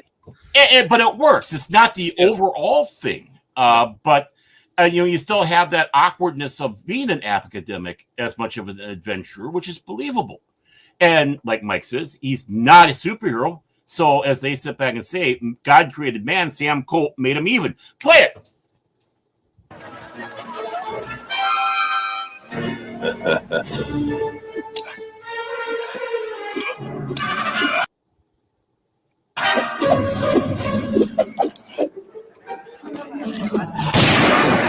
Oh my God! What did you use? What a fantastic I still love scene. that scene. It's because everybody got food poisoning. Everyone got food poisoning, so it's like, okay, well, we're going to get this scene done. We can't get this scene done. The one place that Harrison Ford ran off to after that scene was to the bathroom, literally, the porta potty. Yeah. Hey, but Frost. Yep. What an iconic scene. Of course, he's going to rely on his firearms when need be. Yes. He ain't got time for this shit. Is basically the attitude. I mean, he was more than happy to use an MT40, even though at that time they didn't exist. He was willing to, but again, look at some of the other things he did. He was more than happy to watch a German mechanic go through the moving props of an airplane and clarify him. Yeah, he was more than happy to watch someone, one of the bad guys, get crunched in the big rolling thing in the Temple of Doom. He was, I mean, there's people that met some gruesome death. He was even more than happy to throw a German out the window of a dirigible. He was, yeah. Just a second, gentlemen. I'll be right back. All right. Yep, he does. Yeah. I mean, Last Crusade's one of my favorites. Great movie. Yeah, it absolutely was, Pops. Absolutely was. So, yeah. Do I have any hopes for Indiana Jones and the Great Circle Jerk? Not really, but that's why I am going to be playing it on Game Pass. I am not going to give them my money to purchase the game. It's bad enough I'm giving them my money to use Game Pass. Yeah. But you know what? I'd rather play it that way than spend money on the game and go, oh gosh, I just wasted money on this game. I could have used it for something else. I will tell everybody else out there that PlayStation Plus and Game Pass, I feel like if you're going to do any of it, do the 3 months for both. And if you just want to do the 3 months for one, do the 3 months for one. But don't do the year. I think even the year for Game Pass is not worth it. I think 3 months, go with that. If you like it, go with another 3 months and then on and on and on. Me, I'm going month by month right now because I don't know, if Okay. I'm going to want to pay for it Yeah. the next month. Yeah, I've stopped Game Pass for now. There's not really, well, there's not too many new games out there, but definitely go with the 3 months or do what Mike suggested it's good too. Go just the month. See how you like it. I mean, let's face it, none of us are made of money. So we have to be very frugal when it comes to our spending. Yeah. As much as we'd like to go on a vacation, sometimes we can't afford it because we have bills to pay. Yep. A little clunky game there, Frost. But Indiana Jones and the Emperor's Tomb is still a quality game, and I do recommend it. I'd recommend it's older, it. but it's a quality game. Hey, gentlemen, and people in the chat and such like this. I hate to do this. I honestly really do. I just got a phone call. I got some important things I need to take care of. My deepest apologies. But I'm glad at least I was able to go with the madness this long. I'm sure I'll keep you in capable hands here, Mike, with Cash. Just remember, shake the stick at him if he does anything wrong. That's what we do to you, Baron. Come on, hold on. I know. So, but again, thank you all for joining us today, and thanks for having me here, Mike, and being part of this wonderful team. And I can't wait to talk to you all later, and see you tomorrow, Cash, on Jason's 540 Studios, The Beyond. So, sure, bro. And if you need anything, Baron, please let me know. Yes. Oh yeah. Baron, let us know. Yeah, no problem. Okay, so you guys take care and have a beautiful evening. And again, rest in peace, James Earl Jones. Rest in peace, all the people that we've lost so far. So yes. Okay, and take care, all. And hey, too, take brother. care, Pops and Animas and all you guys. DJ, bye. Later.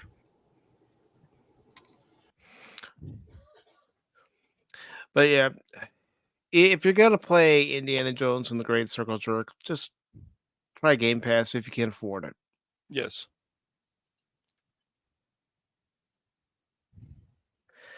Yeah, I know. You don't like being stuck with Beavis and Butthead, but the thing is, Beavis is Butthead.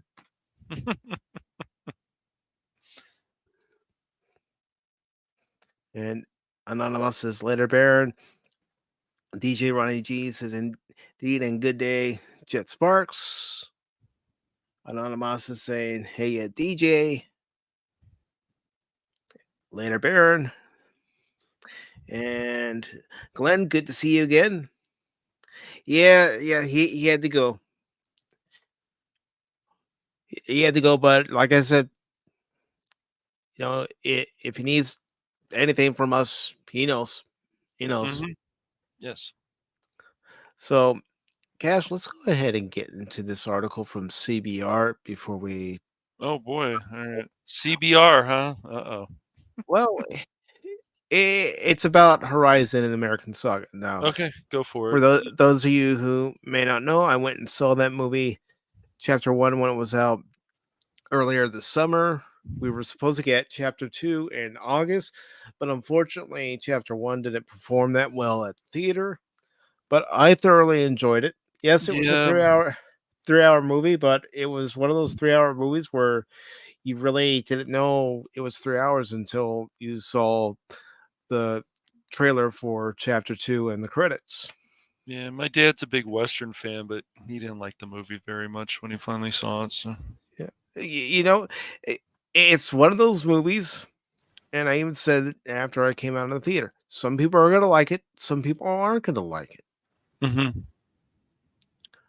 But we have this article by Jody Brown, and it says Horizon, an American Saga, still has some giddy up left following a disastrous box office run that could put the eponymous Western film series out to pasture.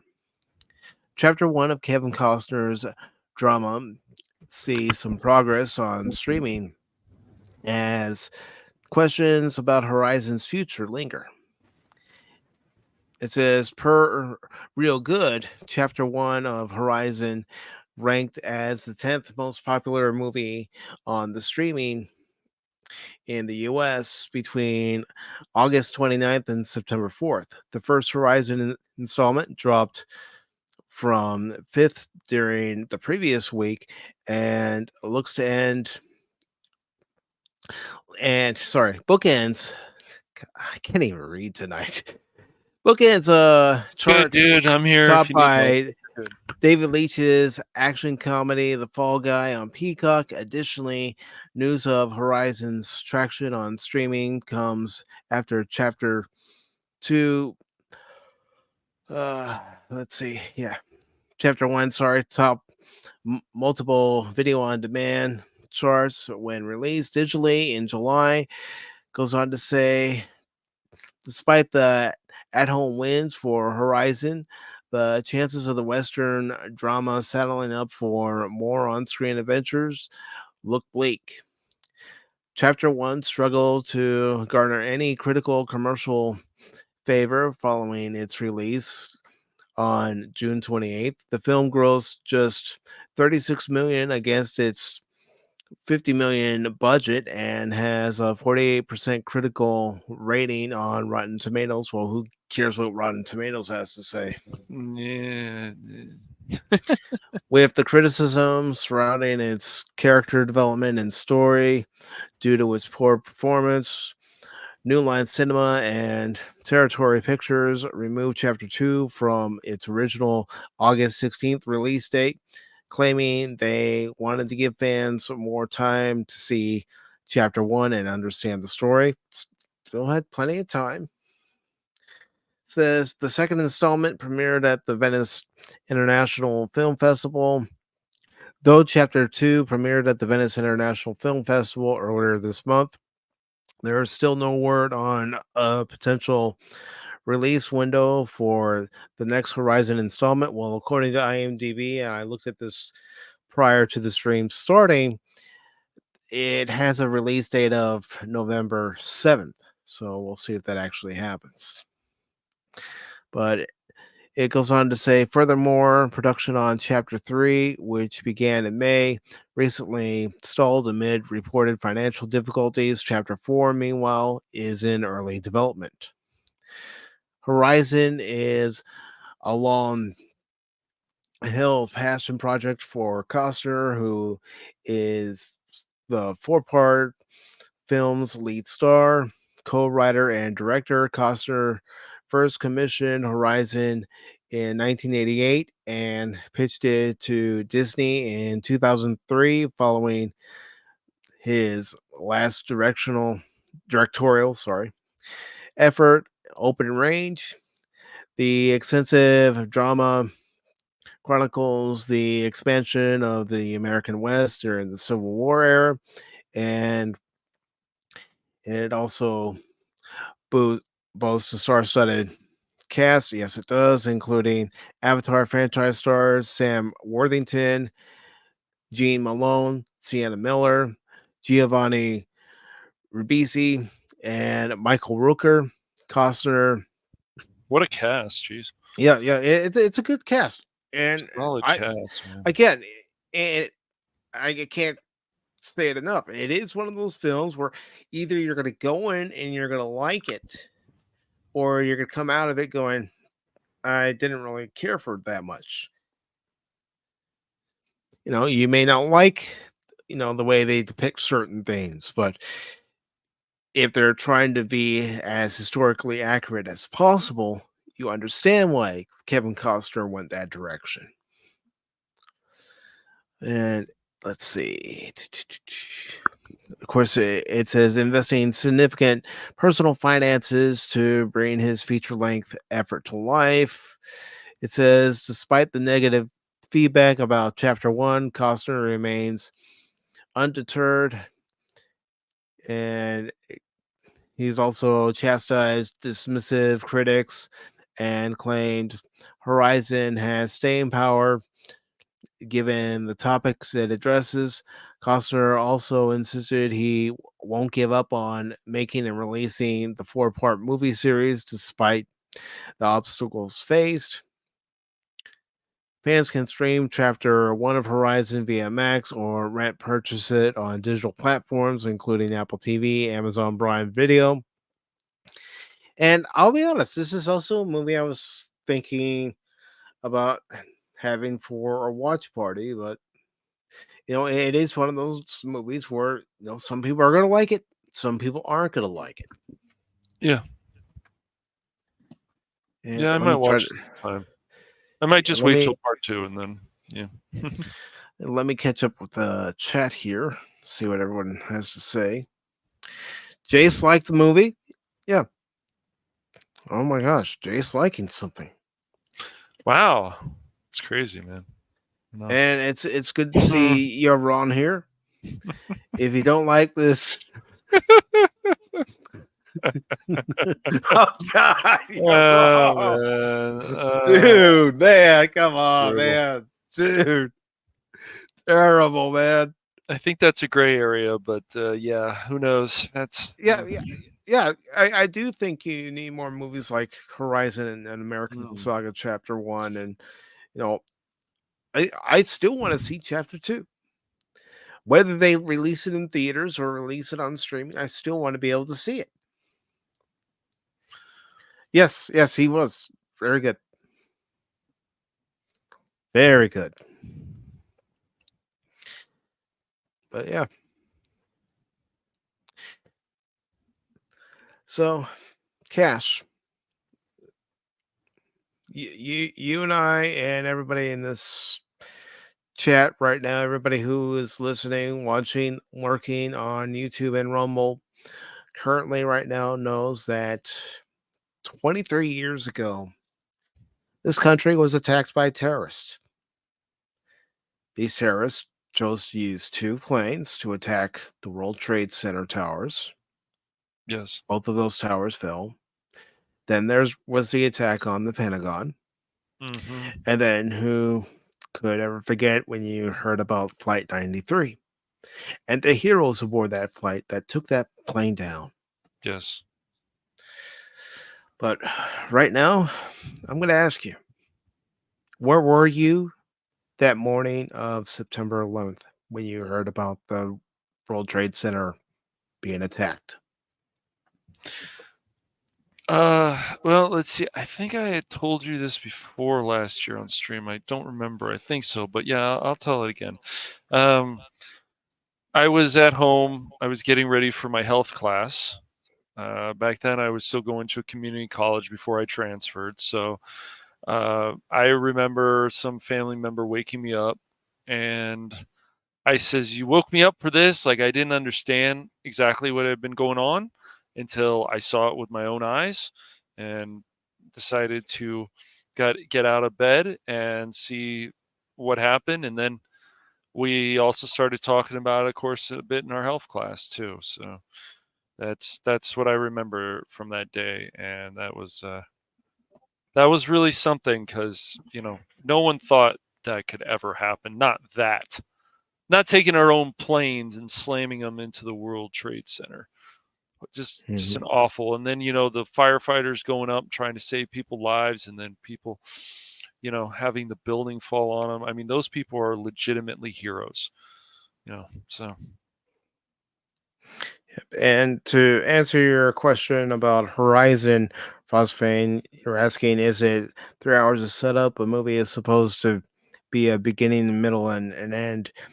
It's not to be all set up with nothing going on except introducing stuff left and right and then ending with no payoff. Oh, it has its setup. It lets you know what's going on, and you can see where the story is going because it's 4 different stories that are all linked together. So it does give you its beginning, its middle, and end, but where it ends in chapter 1 is a setup for chapter 2. But as far as where I was 23 years ago on this date, I was home. My dad and I, the night before, had gone to a baseball game. It was the Norfolk Tides against the Buffalo Bisons out of Buffalo, New York. They were the Tides at the time were Mets Barham, and it was a beautiful night that night. And I remember waking up that Tuesday morning on September 11th, where again, just like in New York, it was a beautiful day here where I live. And I turned on the TV, and at that particular point in time, I always watched the Today Show in the morning when I woke up. So I was watching the Today Show as I got ready for the day and got ready for work. And I'm looking, and it took me a minute, but I'm looking at what I'm seeing on my TV, and I'm seeing smoke coming from one of the towers. And of course, I'm hearing Al Roker and Matt and Katie and everybody who was part of the team on the Today Show back then, and they're narrating as best they can because it just happened. And then all of a sudden, you see this plume of smoke come up on the screen, and that plume of smoke and fire was because the second plane hit the second tower. And I remember thinking to myself, what the hell is going on? And you're watching because you can't believe that you're actually seeing what you're seeing with your own eyes. And as you're of course watching that, and my mom came into the house and she said, "Did you hear?" And I said, "I'm watching it right now." So the two of us are watching. I'm downstairs, still getting ready for work, but also watching. And then you hear that the Pentagon's been hit. And as soon as that happened, I looked at my mom. I said, "Somebody has declared war on us." I didn't know who at the time. None of us knew who at the time. But my thought, as soon as I heard that the Pentagon was attacked, plane crashed into it, my thought was somebody has declared war on us. And then, of course, you hear about the brave heroes on Flight 93 who went into the cockpit and, well, saved many lives. But I know there are a lot of conspiracy theorists out there who have their own beliefs. We will not be talking about that tonight. But we will thank and remember all the brave men and women who ran into those towers and never came back. The brave men and women who are heroes, whose families are still suffering. Those who were even in and around Ground Zero days after are still suffering and feeling the effects. There are still losses from this event, some 23 years later. And you pray for those who were in the towers and never had a chance to get out. You pray for those who worked at the Pentagon who lost their lives. You pray for those who were on Flight 93 and lost their lives. And you understand the repercussions of those actions from that day some 23 years ago. We were involved in Afghanistan. We were involved in Iraq. All because of what happened 23 years ago.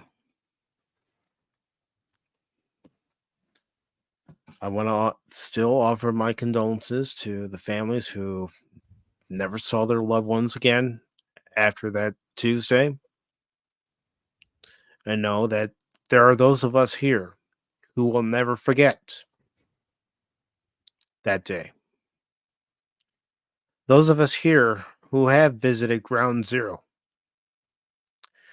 Back in 2013, when I went up to the New York, New Jersey area for WrestleMania 29, one of the places I stopped was Ground Zero and paid my respect to those who never came back, to those who lost their lives that fateful day.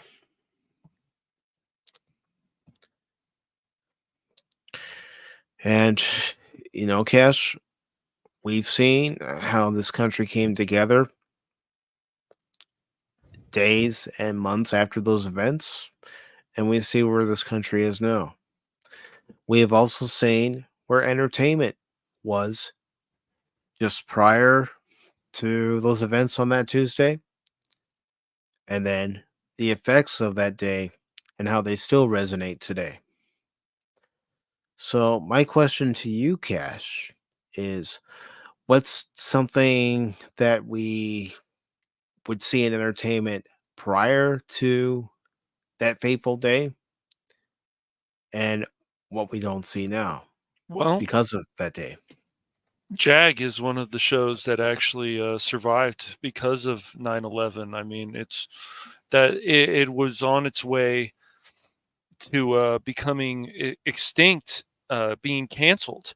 And there were military shows that people wanted to watch more because of what happened, I believe, because of what happened with 9/11. And JAG is definitely one of them. So JAG continued on because of what happened with 9/11, because people wanted to see the military. They wanted to see that hope. And shows like JAG, and I'm trying to think if there were any other shows back then. There probably were around the time of JAG. But people wanted to continue watching those shows because I feel it gave them some kind of hope. Mm-hmm. And if 9/11 didn't happen, I don't think JAG would have survived. No. So. No, I mean, think about, how comedy was prior to September 11th, 2001. Just how the whole attitude of the country was during that time. Nothing could hurt us. Mm-hmm. We'll make fun of everything and anything. And now we're afraid of walking on eggshells. Right. Exactly. You know, prior to those events, everybody was fair game in comedy. Mhm. Yeah, I mean that probably did change some things, sure.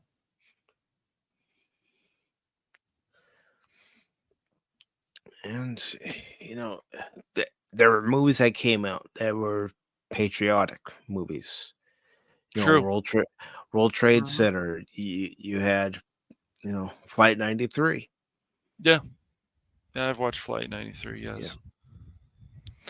You know, movies that came out for years. American Sniper was one of them that came out for years that, you know, praised our military. We had movies that praised our military and stood Yes. by our men and women in the military.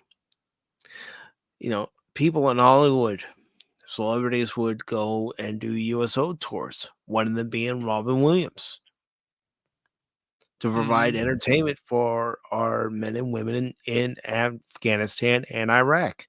Right. WWE went over because at the time I was still heavily watching WWE, and they did a few Christmas specials Yeah. over there. I You know, was tribute to the watching troops. Raw back then for Yeah. yeah. But I'm sure those of us who were around 23 years ago still remember that it was a gut punch. Yes.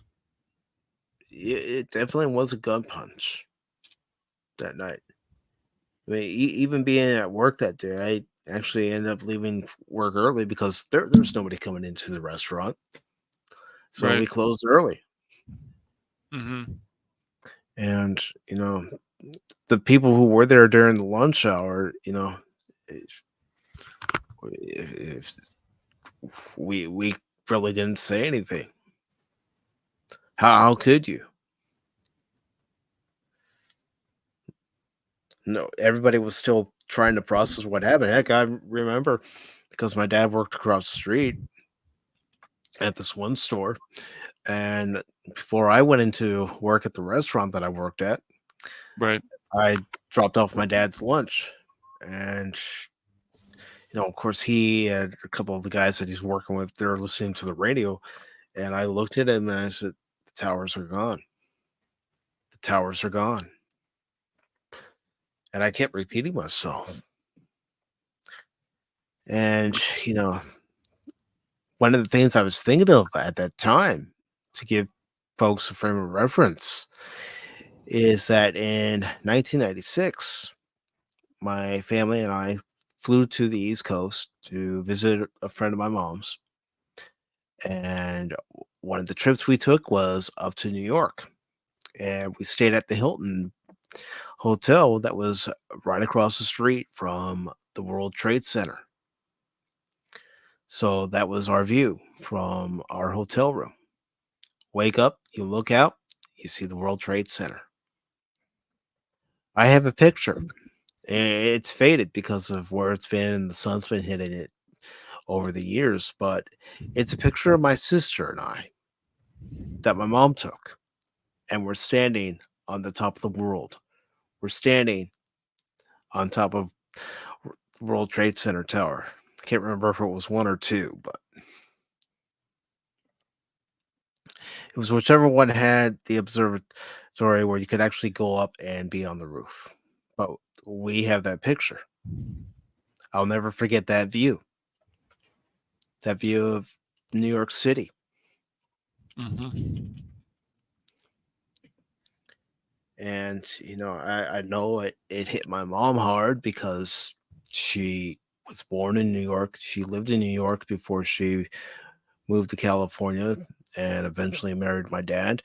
But she was there in New York City when they were constructing the towers.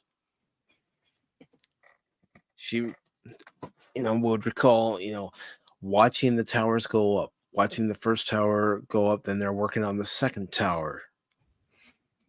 And, you know, seeing the cityscape change with the two towers there now. At least at that time. So, I think you really don't realize the impact of that day until you actually go down to ground zero and you see the footprint of both towers and then all the names that are listed, all the names of those who are unfortunately no longer with us. And let's see what DJ is saying here. I'd have to look. I'd have to look. My mom kept all the negatives in an envelope, and then I got to go through her stuff and see what I can find.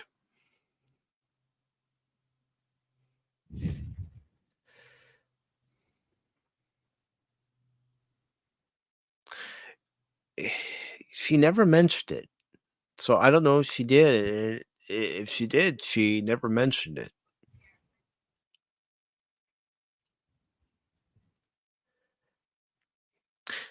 Yeah. But entertainment itself changed, and there's even an episode of Star Trek Enterprise where it's Captain Archer talking to Daniels, and one of the images you do see as they say the timeline's being destroyed is the two towers burning because it's a part of our history and they put it in there. Yeah, and TV shows and whatever, I know they've probably talked about this or tried to do it. Don't take that stuff out. I know in Spin City, there's a scene where they show the two towers. I know there's a show with Friends. They show the two towers. There's other shows too, and movies as The well. 1990s Teenage Mutant Ninja Turtles. It shows the two towers. Mm-hmm. Yeah, that's right. As you mentioned, there are other movies and TV shows that show the two towers because they were a symbol. Yes.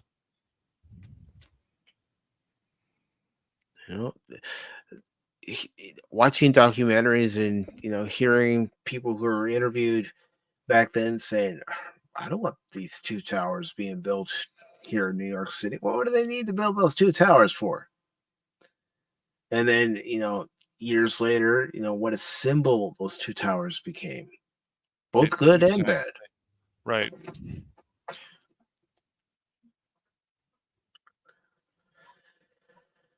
And let's see.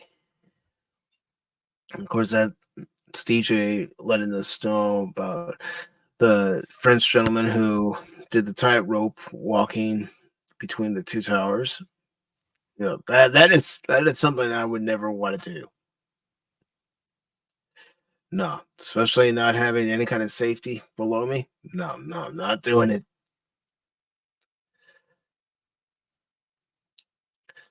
Jet Spark says, I also remember watching an episode of Reading Rainbow back in third grade and seeing that it must have been one that aired before 9/11 happened. I think LeVar Burton was at the Statue of Liberty. Yeah. I mean, any aerial shots of New York prior to that day, you would see the Twin Towers in there. You see, of course, the Statue of Liberty, Brooklyn Bridge, but having been to New York prior to September 11th, of course, this was back in '96, and then also going to New York for WrestleMania in 2013, and just seeing how different the cityscape was with the towers there and without the towers there, it makes an impression on you. Just as that day has always made an impression on a majority of us, and it's a day that I will never forget. I know you won't forget it, Cash. I know many of us here won't forget it. No. Because, put this in perspective. I remember talking to my grandmother on my dad's side after it happened, and her telling me about how she and my grandfather were reacting to Pearl Harbor when that happened. Right. Well, people were also ticked off and were thinking about going into the military. I knew friends and Yeah. other people. I was even thinking about it myself at that time, and I was about 21 or something. So, yeah, I was thinking about it at the time too. But yeah, it's just people were really angry, and I always feel like after 9/11, people were nicer, at least here on the freeway. And then after 2 weeks, they were like, "Get out of my way!" I swear, man. But for the week and few weeks, you're like, "Oh, it looks like people are being nice on the road and stuff." Just gave it a few weeks, and then they were back to their old tricks again, Mike. So unfortunately, Unfortunately, that did happen across the country. You know, you had that period of time where we were all much nicer to each other, but eventually we got back into our normal routines and That's our right. normal attitudes. And You got it, man. And let me see. Jet Spark says Power Rangers Time Force was also affected by 9/11 when they re-edited stock footage of a building exploding with a quarry explosion. Yeah, that's the thing. I mean, you think about how for that whole week, maybe week and a half, 2 weeks, it seemed like a long time, but you had 24-hour news coverage, no other programming, but news coverage of the events, how the world was reacting to what happened. I mean, do you remember seeing on ABC World News where they actually showed in England, they showed that our national anthem was being played? Do you remember that? I think so. Yeah, the Royal Guard band played it. I wonder if it's here on YouTube. Let me look. Give me a second to look it up, but I remember being touched by that. You know, thinking, oh, wow, they didn't have to, but yeah. So let me see, Scotland Yard. Yeah, Mike, your mic is a little weird. I don't know if you noticed that, but I can still that's understand. because that's because I Okay. wasn't speaking loud. Okay. Just all right, no problem. Just want to make sure everything was okay. I'm still trying to be careful with my voice, even though a few times tonight I have gotten loud. Yeah, no problem, dude. You've just recently gotten over being sick, and being sick sucks. So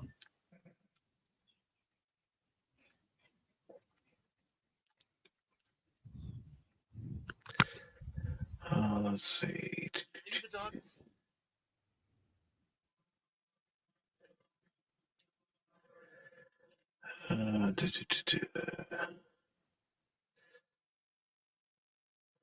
I'm looking. But if there's anything you want to talk about, well, look, go ahead.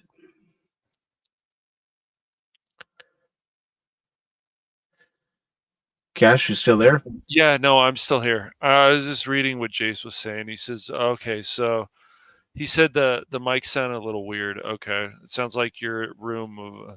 It's like a small echo in a room, but like you said, you're trying to.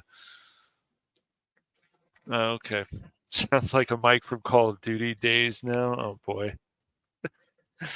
Oh. Well, that's because I was on the other side of my mic as Okay. I'm looking it up. Mhm. I'm not. I wasn't directly speaking into the mic like I am now. Okay. Well, people just want to make sure everything's good.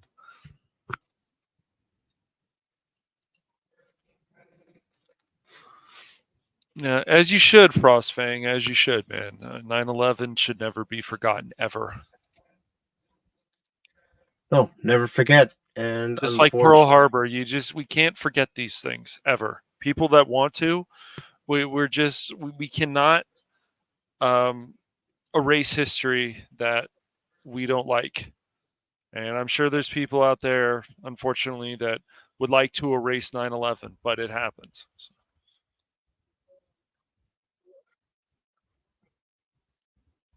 All right, I found one that might have it. I'm going through it right now. All right.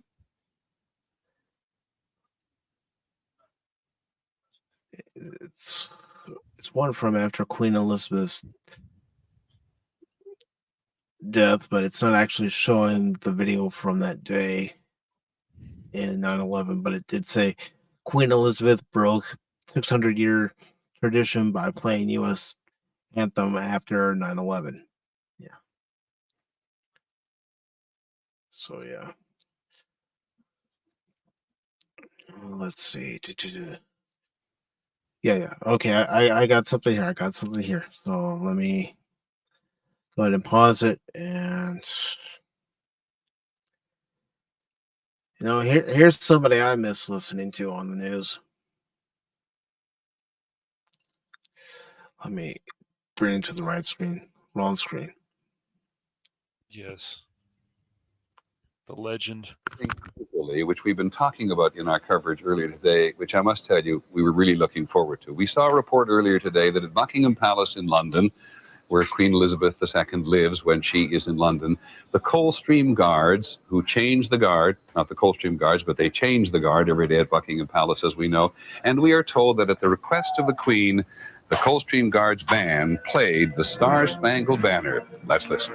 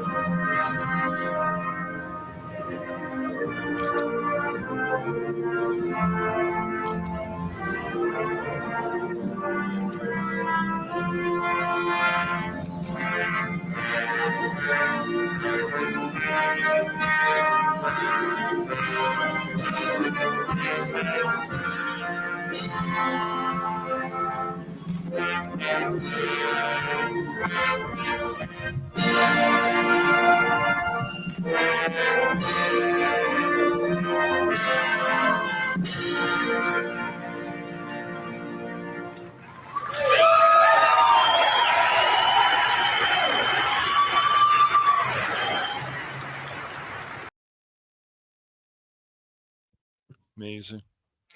Yeah, and just like Peter Jennings said at the end of that, because it was hard for all of us to get through that. And I do want to say hello to Red Storm over on the Rumble side. Good to see you. Hello. But I would love to hear what some of you have to say about where you were on that Tuesday some 23 years ago. I know Jet Sparks did comment saying that he was 7 years old, and how do you understand something like that at that age? And I think about a couple of people I knew who had kids, whether they were in middle school or high school or college. Actually, one of my friends, his sister was actually at school in New York. She was taking her first year and going to school in New York, and happened to see the towers burning from across the river in Jersey, and how scared she was.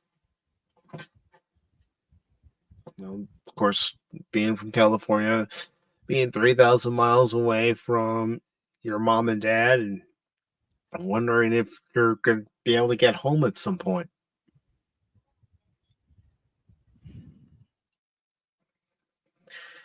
And DJ says he was in math class in Port Richmond High School when my friend came to pick me up. His brother picked us both up. My dad ended up crushing a liquid gel and insole while crossing the Brooklyn Bridge to catch a special shuttle bus back to Staten Island. Yeah, that was another thing, the logistics nightmare for the Port Authority and trying to get people home. Self-service was non-existent that day. Yeah, because as soon as the tower with the cell tower came down, and that's how all the broadcasts were being received in New York. That was a nightmare for you guys too, wasn't it, DJ?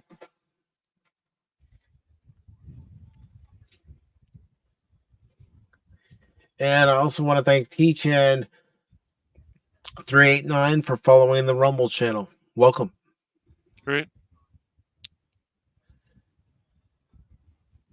But I mean, you remember, of course, seeing the firefighters and paramedics all covered in dust, and yes, seeing the flyers. There's amazing loved ones who were. Yep.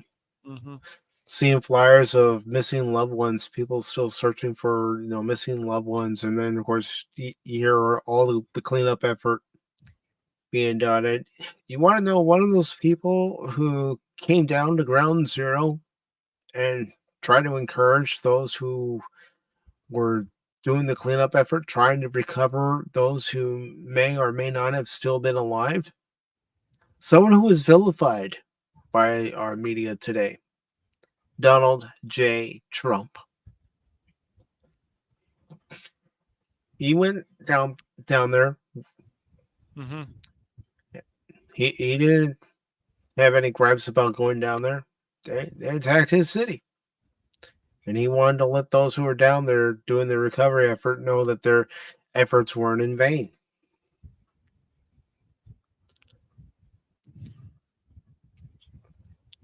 And I do want to say hello to Tommy Fox. Good to see you. Mike sounds really oof, but hell, yeah, well, I try not to strain my voice.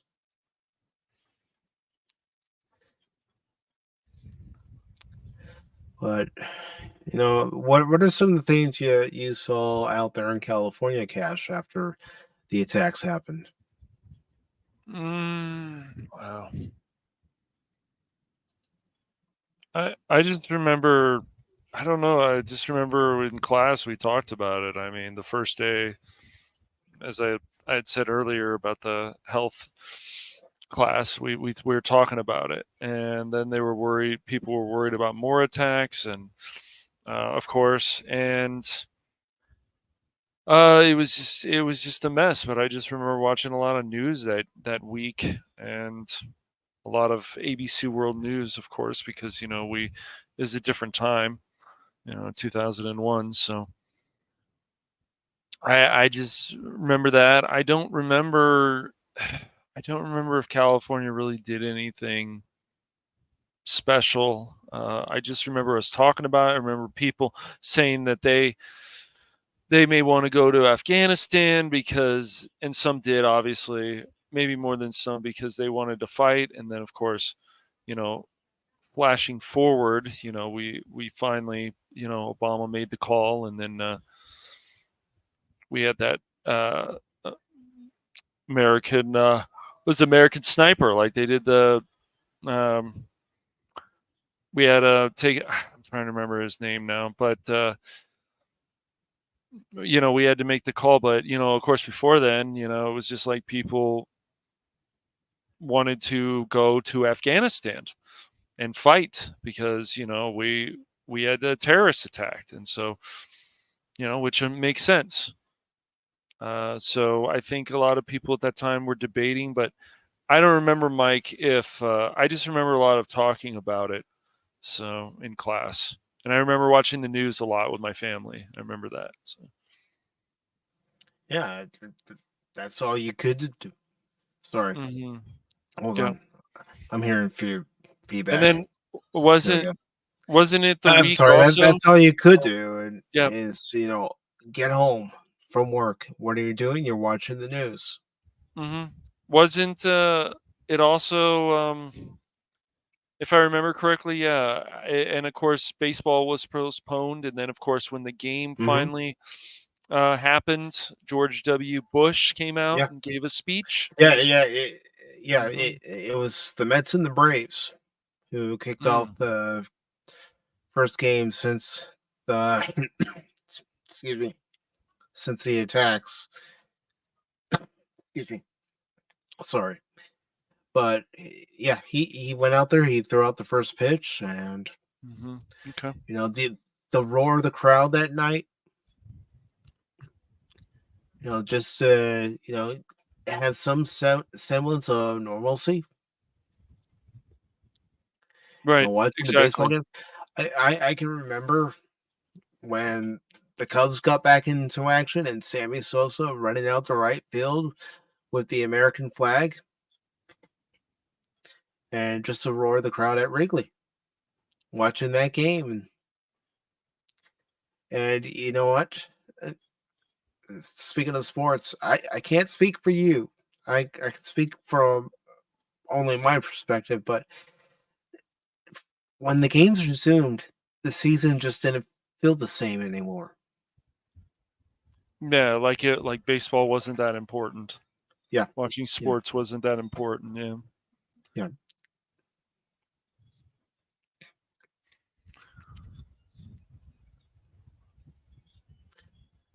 And even I have to say, what was it? I think it was the Mets. I think Mike Piazza hit what ended up being the game-winning home run, if I recall.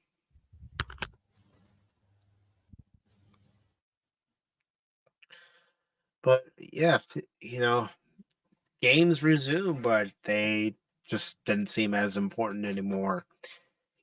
And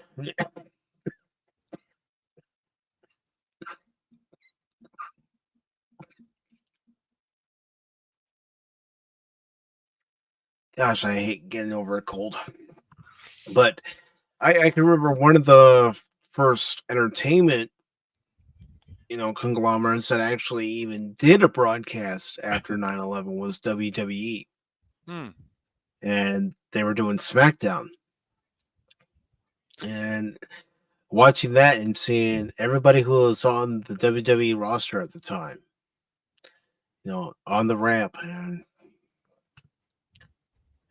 going, just watching it, and I wouldn't say not really caring, but it just wasn't that important. Right. But it was good to get back to some normalcy, I guess. Yeah.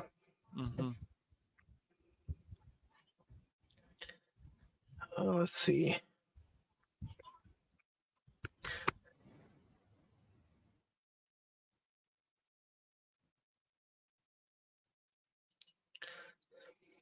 Frostbane says, I can say culturally in Hollywood, it influenced a pseudo post 9/11 type world in terms of how they portrayed some franchises or made certain ones. Yeah, you could see the effect in on TV shows, and when it came to movies, the shift, the change, the attitude toward certain groups. You could see it. Casino Royale, Batman Begins. Yeah, those are perfect examples.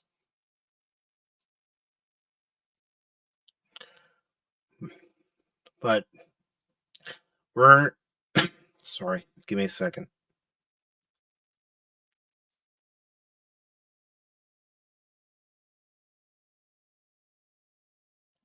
Cash, entertain the people for a few moments. No problem, man. Yes, like Frostfang said about Casino Royale, Batman Begins. Yes, I would say that 9/11 did have an impact of how some of our entertainment was going to change. It's just unfortunate that as human beings we haven't learned enough. We should come together more, but we're still broken apart, and that's still a big issue.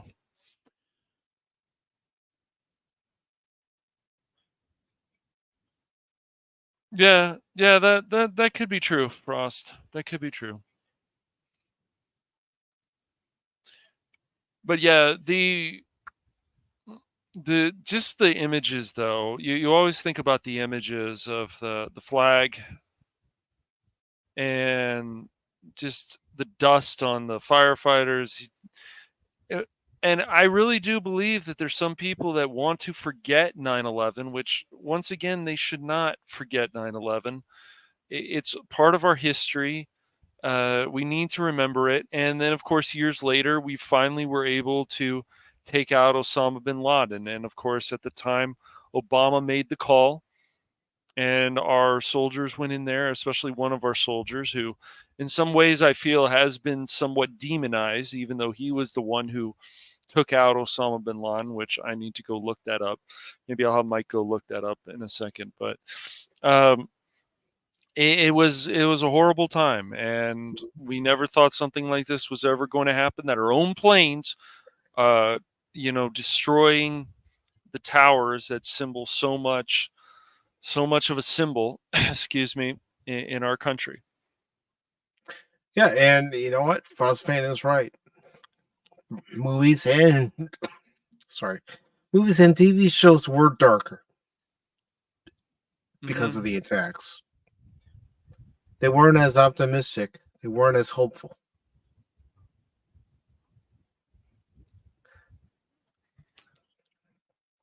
Yeah.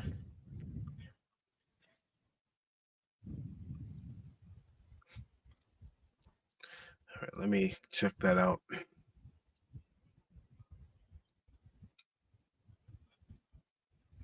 And because of 9/11, I am sure that we actually had more war movies that were showing that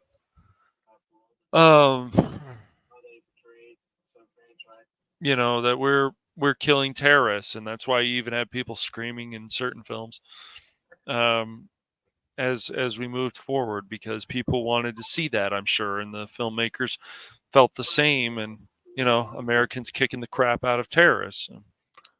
Who doesn't want to see that, right? How's the audio sounding now, though, Jace? Better, worse?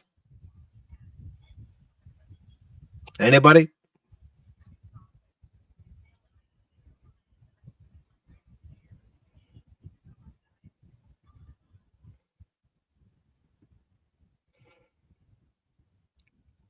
Well, give me a second. Cash, you have the con. Okay. Little robot echo. Yeah. Well, Mike's trying to fix his sound issues, and I had some problems earlier with stuff. I had to reboot the computer. Sometimes machines don't want to work the way they should. Yeah, I can still hear Mike. So, but yeah, and it made people. We had to get back to normalcy. As I said, we should never censor things like 9/11. Yes, I know there's been some things where people have done stuff inappropriately or whatever with this, but once again, just erasing history that we don't want to see is not going to help anything. It never does. And so we need to always remember these things. And we need to emphasize that always. It doesn't matter whatever country you live in. And I lost Mike. So it's just me here. So let's see. Frost Frank says they also got rid of the advertisement of Spider-Man 1 using. That's right. They did. That's right. Yeah. It's. So they were worried about people's feelings, and with something like that, I can understand. But I just hope there's no one out there in entertainment who's like, oh, we have to get rid of this because of the way people feel. No, they need to stay in these shows. They need to stay in these movies because those towers really did exist. So.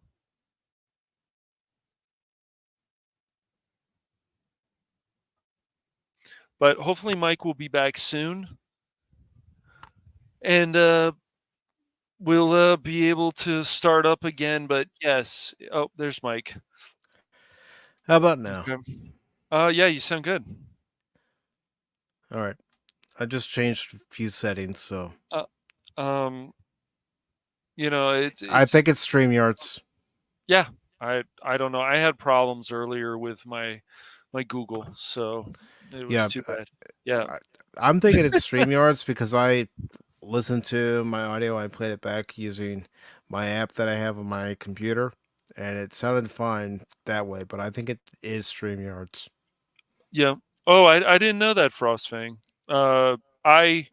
I look at a game like that, and I just feel like if you're gonna buy it, just buy it to make fun of it, because just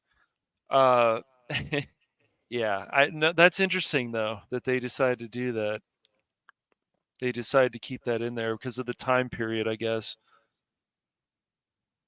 Hmm. But it's interesting too. I mean, there was a time of Dan Rather, who was, well, we've seen what happened to him, but before that, Oh, come on, even the during big that, burrito and the big taco.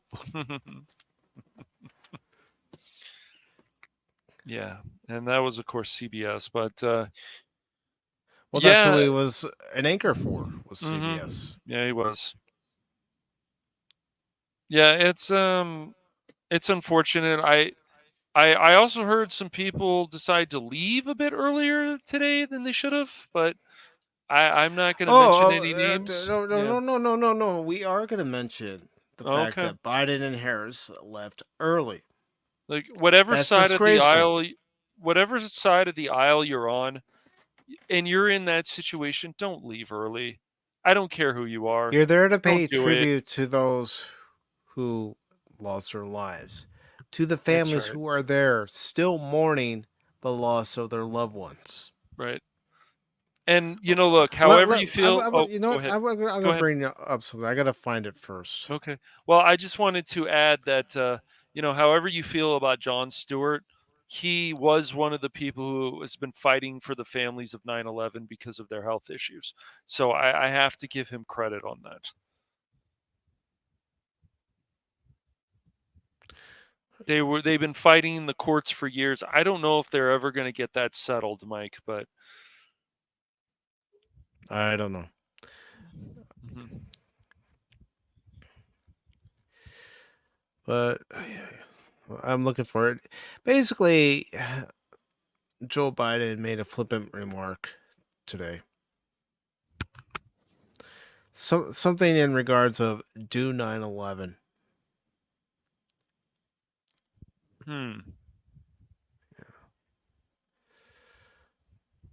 Is this it? No, that's not it.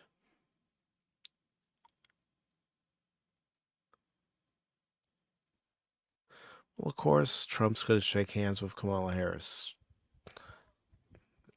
Right.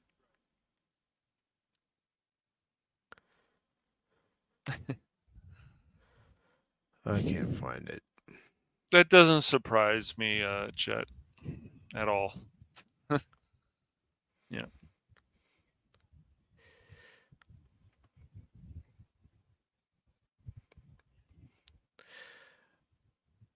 Well, some people, they figured they weren't there.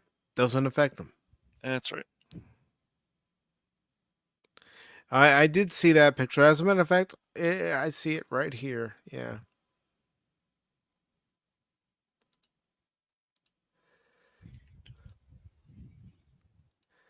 This right here. That actually happened too. That's funny. Yes. Can't make that up. No, it's right here.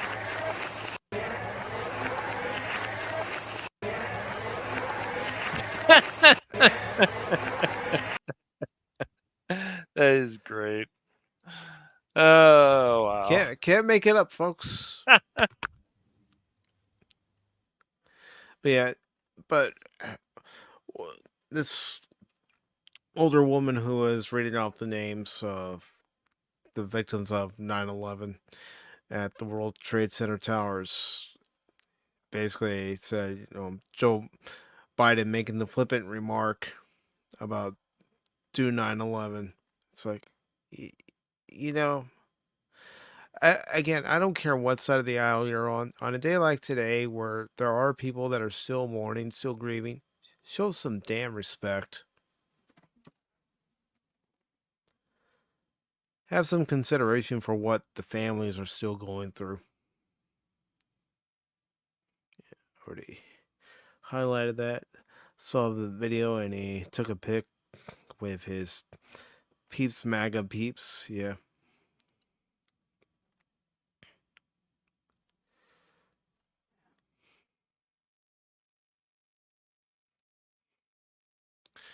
Let's see.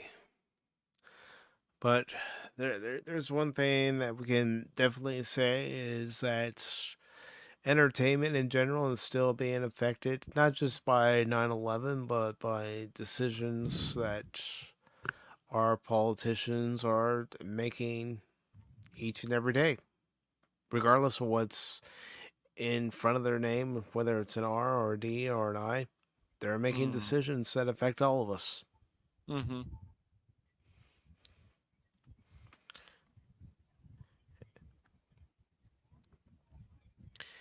And I can't say it enough. I'll never forget where I was on that Tuesday some 23 years ago. And I hope we never forget. Even if we have to remind people by saying, hey, remember what happened on this day. Don't let it happen again. Mm-hmm. Don't be so flippant.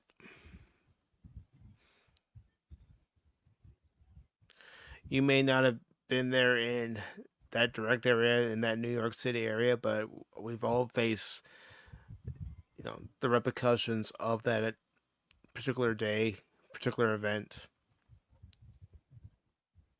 I mean, heck, remember how you used to be able to go through the airport's cache and you didn't have to worry about going through a TSA security check like you do now? Yeah. Mm-hmm. There wasn't a point in the airport where it's like, okay, you're the passenger going on the plane. You can still go beyond this point, but anybody who's not boarding a flight has to stop at this point. No, your friends and family could follow you all the way up to the gate if they wanted to. Mm-hmm. Yeah. And now, if you don't have a ticket for a flight, you're not going beyond this point. Mm-hmm. Whatever that means. Oh, good. Phil's back. Very exciting. Well, we're not really talking about that right now, Phil. So. Mm-hmm. Stay with us here, Phil. Yeah.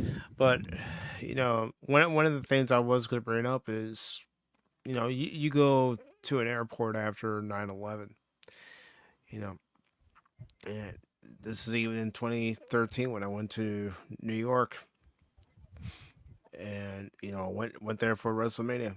You would see National Guards and with their loaded rifle, standing right there.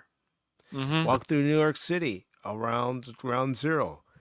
You see them right there. Yes. The world's changed. Yep. You would see an officer on a plane. Mm-hmm. Mm-hmm. Yep. That you would. Yep. You would see the marshal on the plane, and you may not know it right away, but at some point you're going to realize, oh, that's the marshal. And their job is to keep everybody on that flight safe. I mean, you used to be able to, see people go up to the flight deck, go into the flight deck, talk with the captain and the crew. Not after 9/11. Yeah, I doubt that's even a thing anymore. I don't know if it ever changed, but yeah. I don't believe, at least on any of the flights I've seen that they've allowed anybody who isn't part of the flight crew up on that deck. Yeah. Phil, what are you talking about, man? What are you talking about? I don't know. We're not really talking and joking about that stuff right now, Phil. Right now, we're just talking about where we were 23 years ago on this date. I know I've really changed the tone and the mood of the show right now, but it is something I wanted to talk about tonight, and it's something we can't forget. No.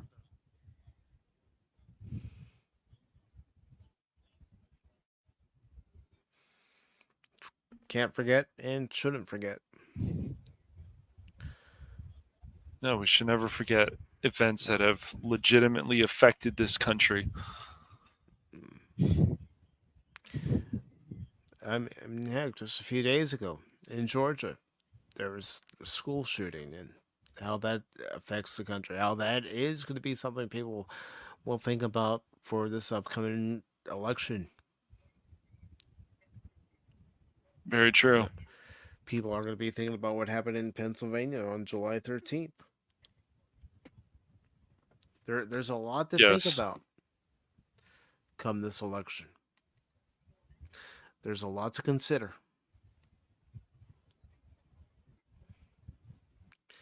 And this is just my opinion, but no side is the right side of history.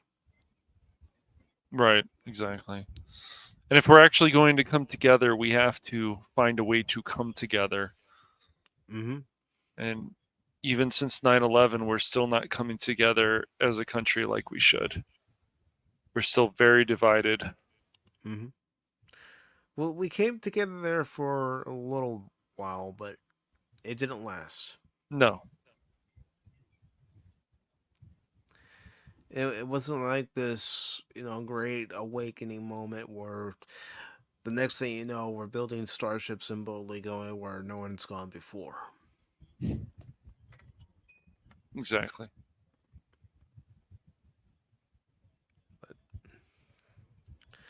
But 9/11 certainly has changed us, and it's changed the way we look at things. And for anybody who wasn't there during that time, they weren't born yet, just listen to those who were there, especially those who were there at ground zero.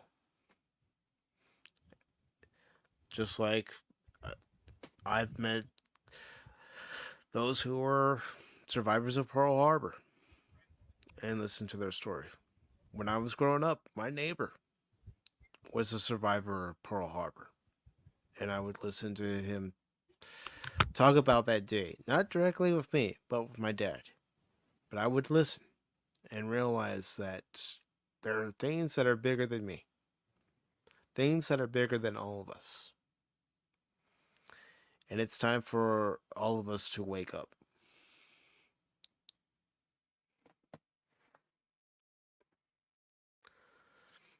It's time for all of us to wake up and, take time to be kinder to one another. It's not really that hard. No, it's not.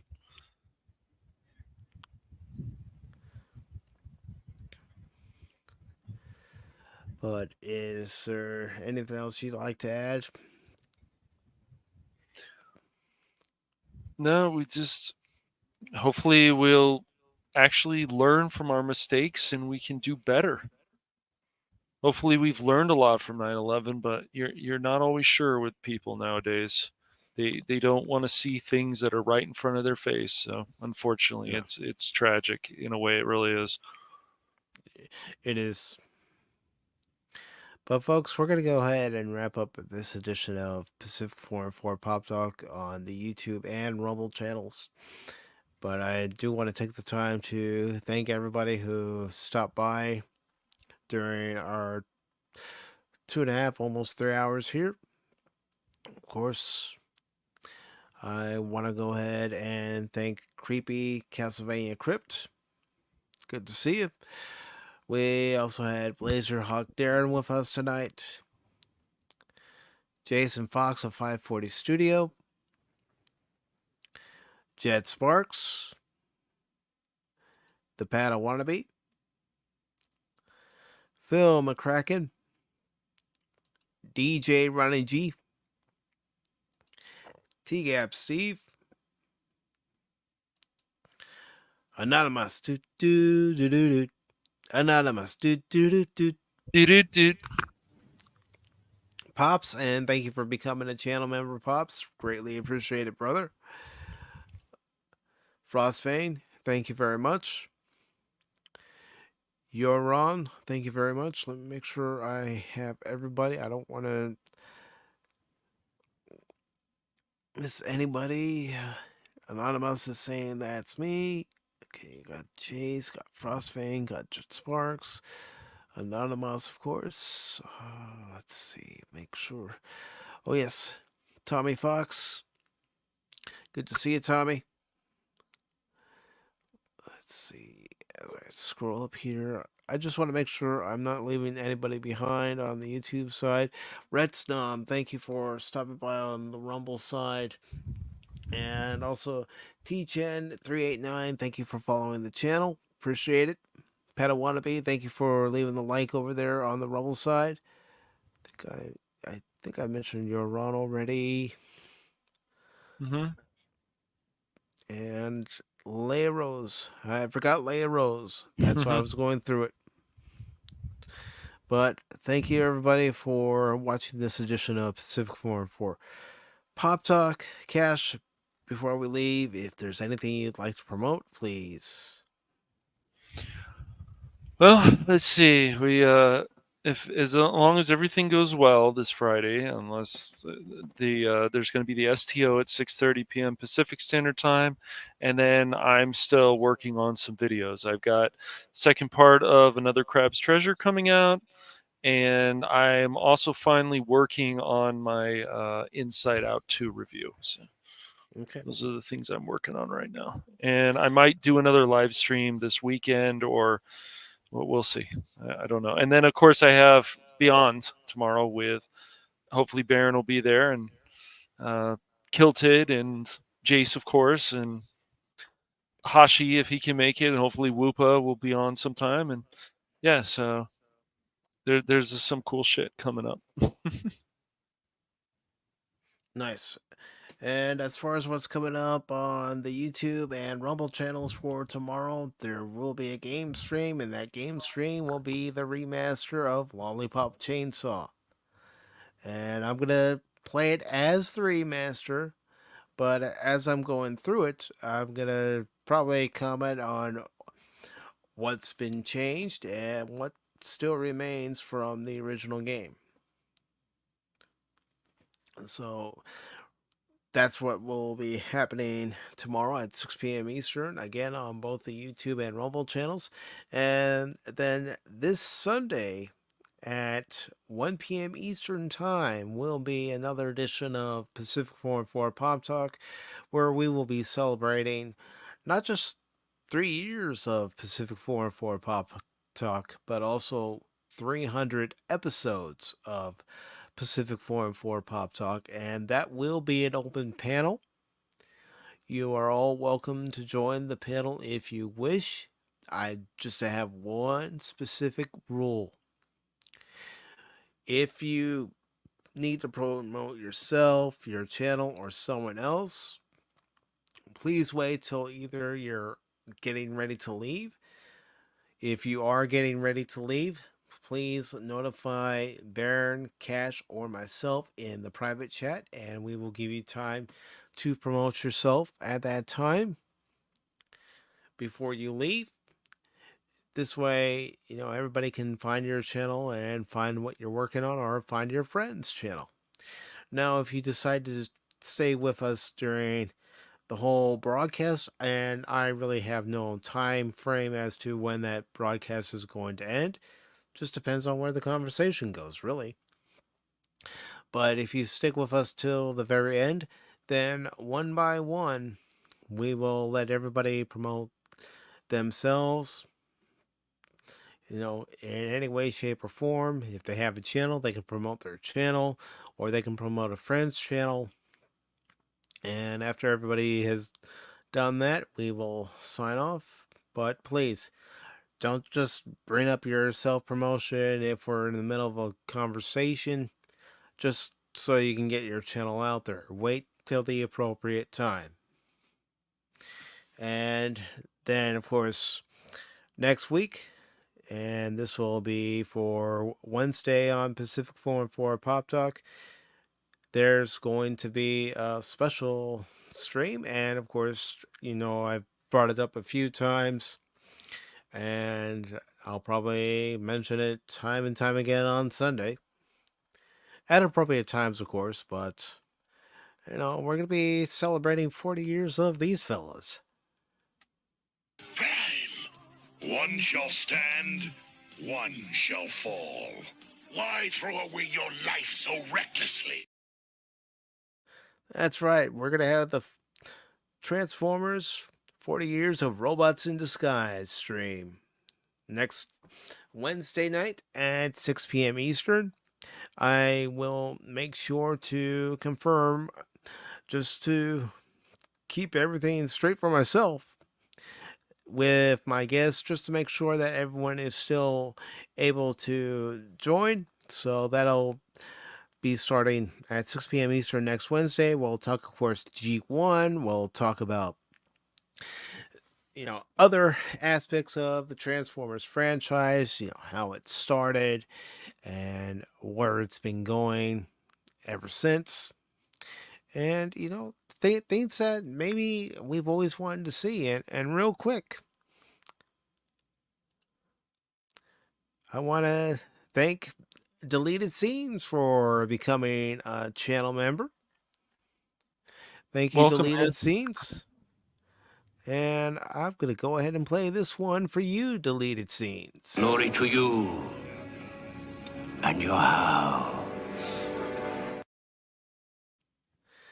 And yes, for all channel members, Pops, Deleted Scenes, and every pack of 414, Stealth is optional channel member, I believe that it will be on the 21st. So next Saturday, it's going to be an evening member stream. So probably starting around 8 o'clock Saturday evening, because I have a few obligations for the afternoon that Saturday. And also, my sister and I are going to go see the Superman, a Christopher Reeve story movie, during Saturday as well. But next Saturday evening at 8 p.m. Eastern, we will have a member stream on the channel for any members who would like to join, chit chat, guide the discussion, and have a good time. And also to let you all know that on Sunday, September 29th, there will, of course, be the Sunday edition of Pacific Forum for Pop Talk, where we invite all Stealth is Optional channel members to join us in the discussion of topics that we are having for that day. And, of course, prior to that Sunday, on the 22nd, Anonymous will be our special guest. So, again, channel members, next Saturday at 8 p.m. Eastern Time. Yes, it's going to be an evening one. There will be a member stream for everybody to join if you would like. And again, you all know you guide the discussions for those streams.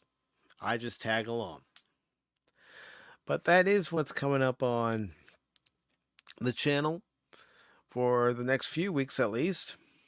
And again, thank you everybody for stopping by, listening, lurking, leaving a like. If you haven't hit that like button yet over on YouTube or Rumble, go ahead and do so. It's free. And until next time, everybody, you take care. And remember, when I'm playing a game, don't ever give up on me in a game, because just when you do, you might miss something. Take care. Autobots, transform and roll out!